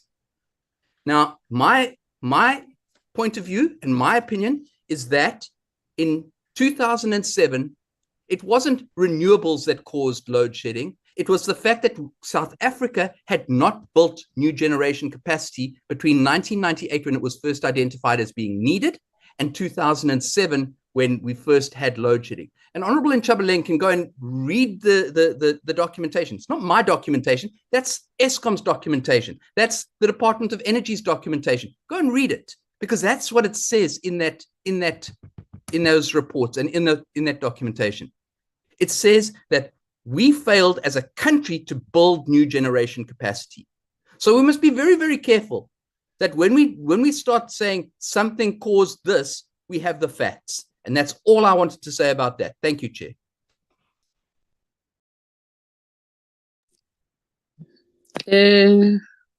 Honorable Nchabeleng. Honorable Chair, I have two. One, it was the point of order which I wanted to raise, which was not the origin of my raising of my hand. The raising of my hand was to interact with the department, which is here to present, and our job is to make sure that we do oversight. It was not really to do, but maybe if you allow me, Chair, let me correct the misrepresentations that were actually and wrong facts which were actually shared by Honorable Malem based on the questions that I asked to the department. If there were inaccuracies with regards to the questions, they should have been answered accordingly by the department, not Honorable Malem, who I think it's the second time, Chair, this is happening, where he feels obliged to act like a minister, where he feels he must just go on and tell us where his views on a point of lie order in respect to the government's work and what he feels. And you see, so I don't think it's right. So you said yeah, now I'm giving you the opportunity to say, I've got 2 points. One, he asked a question and he addressed me as a member of the committee, and he made inaccuracies in his claims, factual inaccuracies. So I'm trying to respond to those factual inaccuracies and correct them so that I can get to the point of the questions, because if left uncorrected, it creates an impression that we're making up facts, which is not what we do. You know, and unfortunately, I'm going to take this opportunity, Honorable Malem. I have nothing against you. I am a good member of this community. We get along very well. But let me clear out the inaccuracies. One, the point I raised, I said the current load shedding we struggled with was as a result of the overloading. We all know renewables started in 2010. They ran up to right now, 2025. From 2010 to 2011, when they were actually introduced into the system and thereon, South Africa, particularly Eskom, had to pay a fortune in respect to its revenue. And in my statement earlier, I hope you can go back to the video later and check what I said. In my statement earlier, I said because of the introduction of renewables into the system, Eskom's revenue had to be shifted in order to support renewables. As a result, Eskom neglected the maintenance of the power plants. And that was the fact of the matter. I raised that point sharply. And right now, it seems like I am the one who is actually making inaccurate statements when you are making inaccurate statements. The current situation of load shedding, which we all suffered with in South Africa, was as a result of the fact that Eskom diverted a lot of its revenue and focus and neglected its power plants, by the way, reading up to over 18,000 megawatts of power plants which were out of operation. Okay, and there was no power to be generated. We were below a 50% EAF, energy availability factor. And that was not even looked at because people don't understand why. As a result, Eskom was paying a lot of money to IPPs in terms of renewable IPPs. And the former GCEO, which is the group chief executive officer, Andre de Ruyter, even spelled it out that Eskom had no opportunity to sustain itself and go forward because it was a dead horse. The only option was for us to be supporting REIPP programs, which is Renewable Independent Power Producers Program. And that was his focus. We all know the mandate. He focused on that and he was running with that IPP. So that caused the neglect of the power plants within Eskom. No. That's just, let me finish the point so that we articulate them and we don't cause this, misformed information that you're trying to peddle. All right, Honorable Chabeleng, can I request, Spain. Okay, Honorable Chabeleng, can I request if you still have a question to ask from the department, we then deal with it. You have explained on what you were saying before. I think we have captured it and we are able to know. I have a question, but I need to clear the Spain one. He made 2 points which were very inaccurate. I need to clear the Spain one so that we can give an education to people who are listening and are following. On the Spain issue, thanking him for even raising it on the basis that he said it nicely that the problem was due to pickers not coming into the system. If he knows what pickers are called, these are either gas or whatever, what do you call it, pickers that comes into the energy to pick up. You don't have pickers in place. You don't have. So pickers are part of the renewable energy power plan. So it was the result of renewables energy failing to perform, as my statement said it very clearly. So I don't understand why does he have to twist the facts to make up his argument on this thing. We have fundamental information, and he even went and consulted the sciences. Unfortunately, he does not know probably what pickers mean in a system, that they are there to assist. I know better than you do. Honorable members. Let's leave it at that. Let me get into the point of making sure I can raise my point. Can you allow Honorable Chabeleng to finish? Honorable he interrupted me at will. He interrupted me at will. And now he's saying that I lied when he was the one who was misleading. Can I request a point members? Of order. Can I request you to I raised the point of order. Honorable Chabeleng, can you go now to the question to the department, because we are giving the follow-up questions for the department now. You have explained all what you wanted to explain, but honorable members, this that we are doing, I don't know. Why do you have to do this? Yes, we understand that you want everyone to understand the plight and also the information that you're having. Can I give you for follow-up questions, honorable members? Please let us respect one another. Wait someone to finish his question or her question. Over to you, Honorable Chabeleng, with a question to the department so that we can give them an opportunity to also answer the follow-up questions. Yes. Thank you so much, Chair. And yeah, as you have just highlighted, if it was out of disrespect, I wouldn't have given him the courtesy to respond to him. I would have acted out disrespectfully. I didn't do that. Instead, I came and I gave the facts. And when I objected, I said, Chair, I rise on the point of order. Why would you allow Honorable Mailem to create a situation of a misleading environment? That's all. And then he didn't stop him, unfortunately. My question is to the department, right? In relation to what we're dealing with right now, is on those 54 APPs, right? that the department is currently challenged with. We have had the responses which were not satisfactory. The DG tried to cover the point when he said that, yes, on the APPs, they've realized that there are issues and stuff that they'll work on that. But there was a key question on that 219 billion, which was stated in the budget by Minister Godongwana when he said they're going to spend 219 billion. We're going to ask this question about the 219 billion.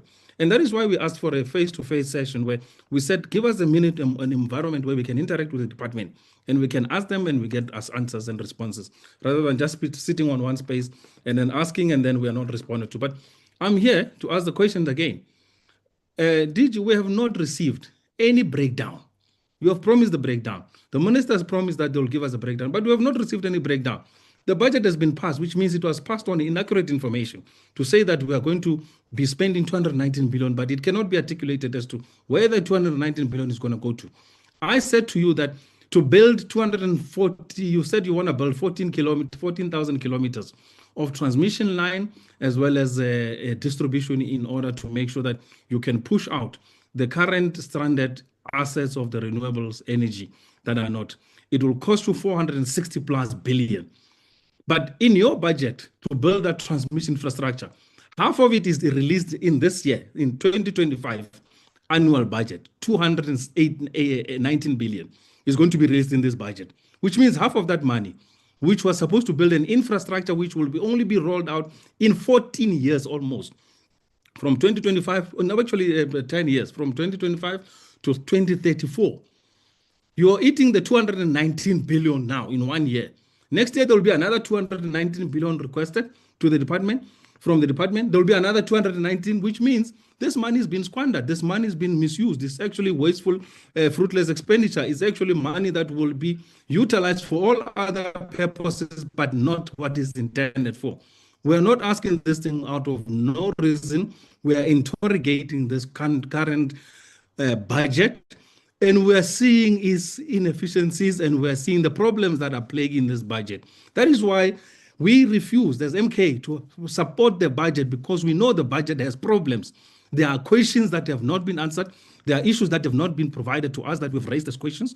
And here in this particular portfolio committee of electricity and energy, we are saying, where is that 219 billion going to? We have not been given the answer. We want us to actually give you a thumbs up for your budgets, but you can't answer questions that are basic as to where the money is going to. We want to know where's the money going to. Ask. This is a fact issue which we needed to raise. So this is a critical issue that I think we attend to it. And Chair, unfortunately, the time I wanted to ask, I'm not going to hold up the process, but I'm going to say that let this round go. I'm going to ask your questions with regards to the committee. I'm not going to deal with the side issues and people raising their own, personal issues and vendettas. Let's deal with the committee. Honorable. Internal. The 219, the DG has explained about it, but maybe we can request the DG to submit the written breakdown of what he has said, because I think I heard him clearly when he was trying to tell you and tell us as the committee in any case of where the 219 is going to go. But can we request the department to do the written explanation or breakdown of this 219? I think we're done with that one. That was the only question that you asked from now.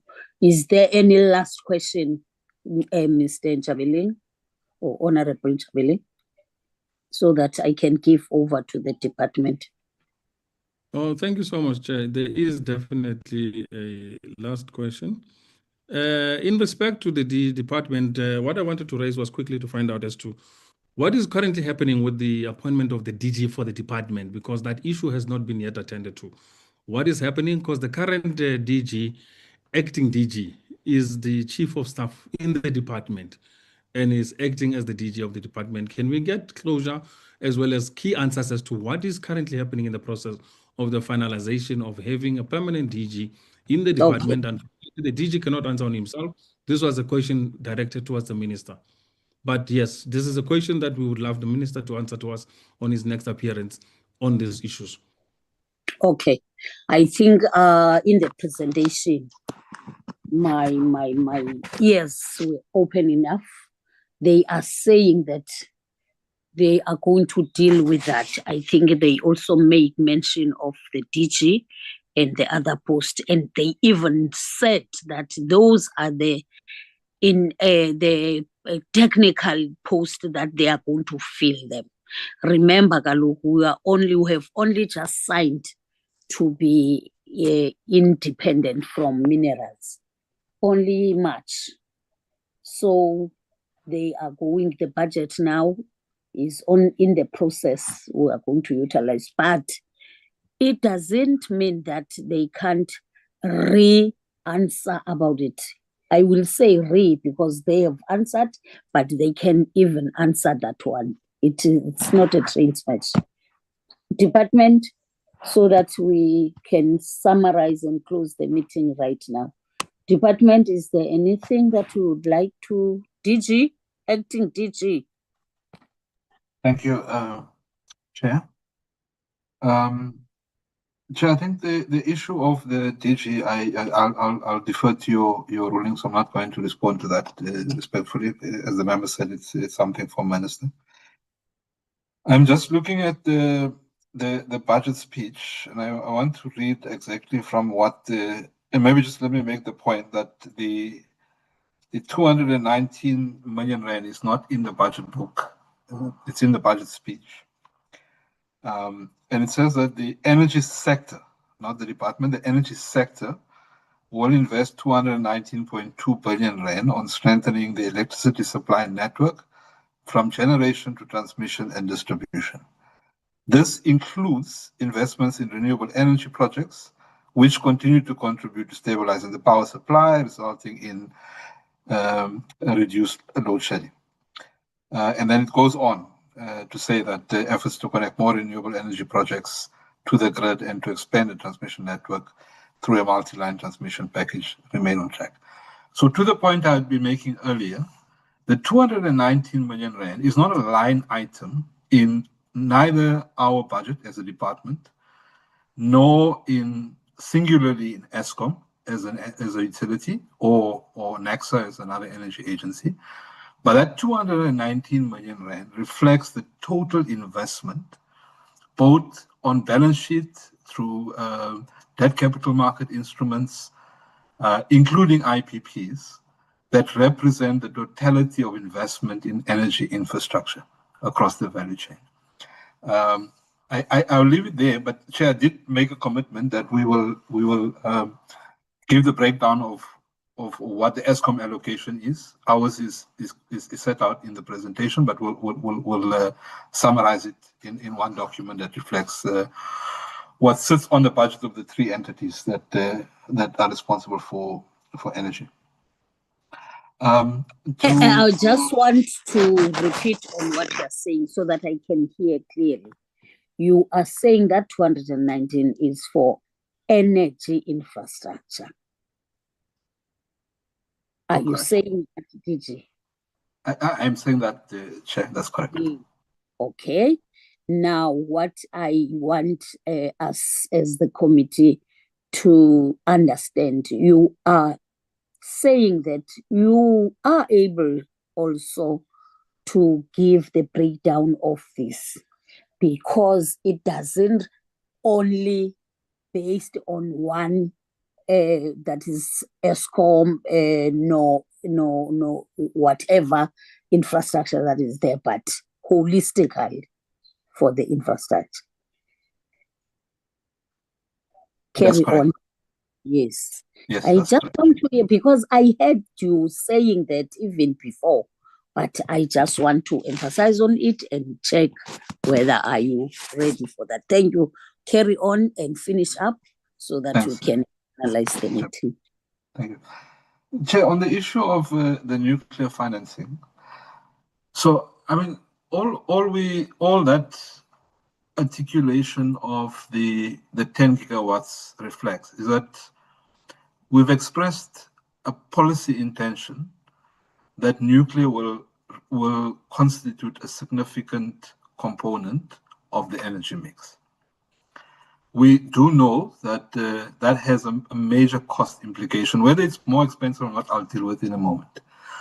But for us to understand what that cost is, what the cost benefit is, and what the opportunity cost for gone will be if we don't make some of these investments, we are computing a socio-economic impact analysis that will tell us, to Minister's earlier point, if we get to that point of 10 gigawatts, which is what on scale we require to make those investments viable, what sort of fiscal bearing will it bring to the public fiscus? So that's the question we're answering. Once we've understood that, we can then go to the next question, which says, if we've taken a policy decision to go nuclear, if this is the cost to deliver those megawatts of nuclear, if this is what the IRP now prescribes as nuclear over the window period of the IRP, what is the scale and pace at which we can deliver this nuclear installation? So that's the exercise that we're attempting to answer. Then there's a technology component. So Honorable Myla makes the point around the pressurized water reactors. Of course, there are other technologies which are modular, the SMRs, which are much cheaper to deliver.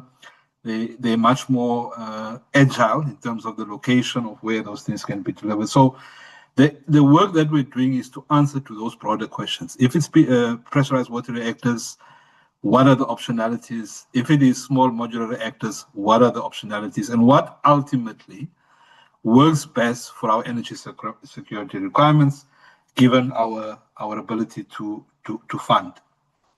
And we know that just last week, the World Bank made a major concession that it will now begin to look at, as part of its funding prospectus or scoping, to look at investments in on the nuclear front.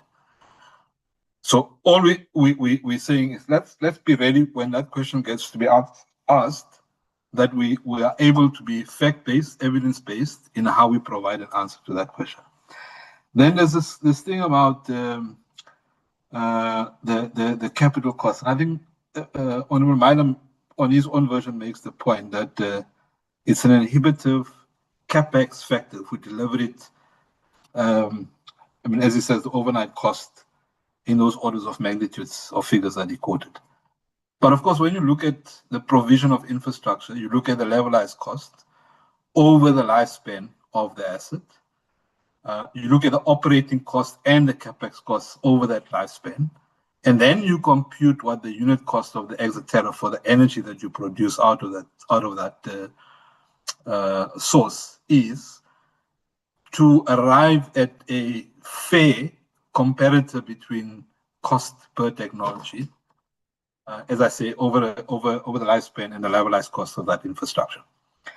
So just to simplify the question, if you were to go to Eskom tomorrow morning and say, of what is on the fleet now, what is the exit tariff for each of those sources, you will see that Koeberg is by far the cheapest source of energy, because over a period of time, we've settled the capital, the interest and redemption on the cost to build a capital asset.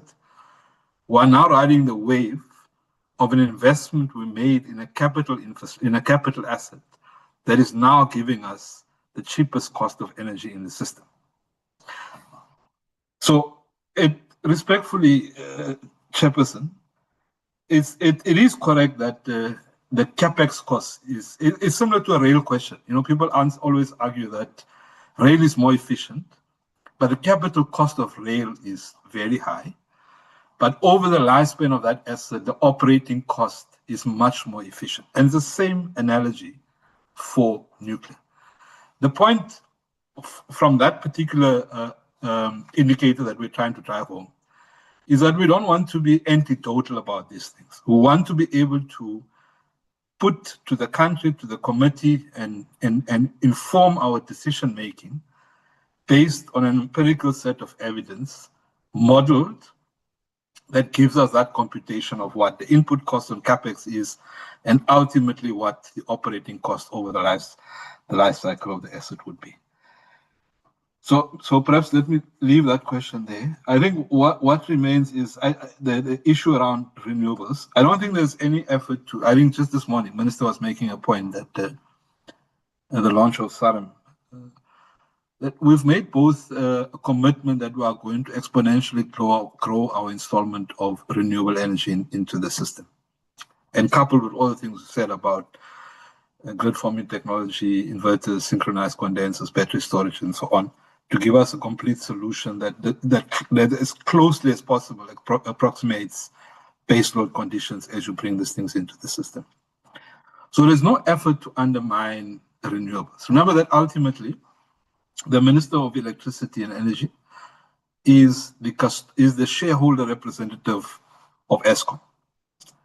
That accords to the Minister fiducious responsibility to act in the best interest of Eskom as a public entity, and ensure that it is sustainable and there's longevity in its operations.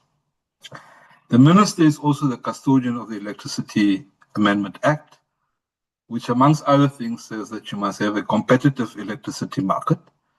There must be free access to the grid, and there must be general competition in how we deliver energy infrastructure. So these things, on the face of it, they appear to be incompatible, but they're actually not, because he carries both responsibilities, the Minister of Electricity.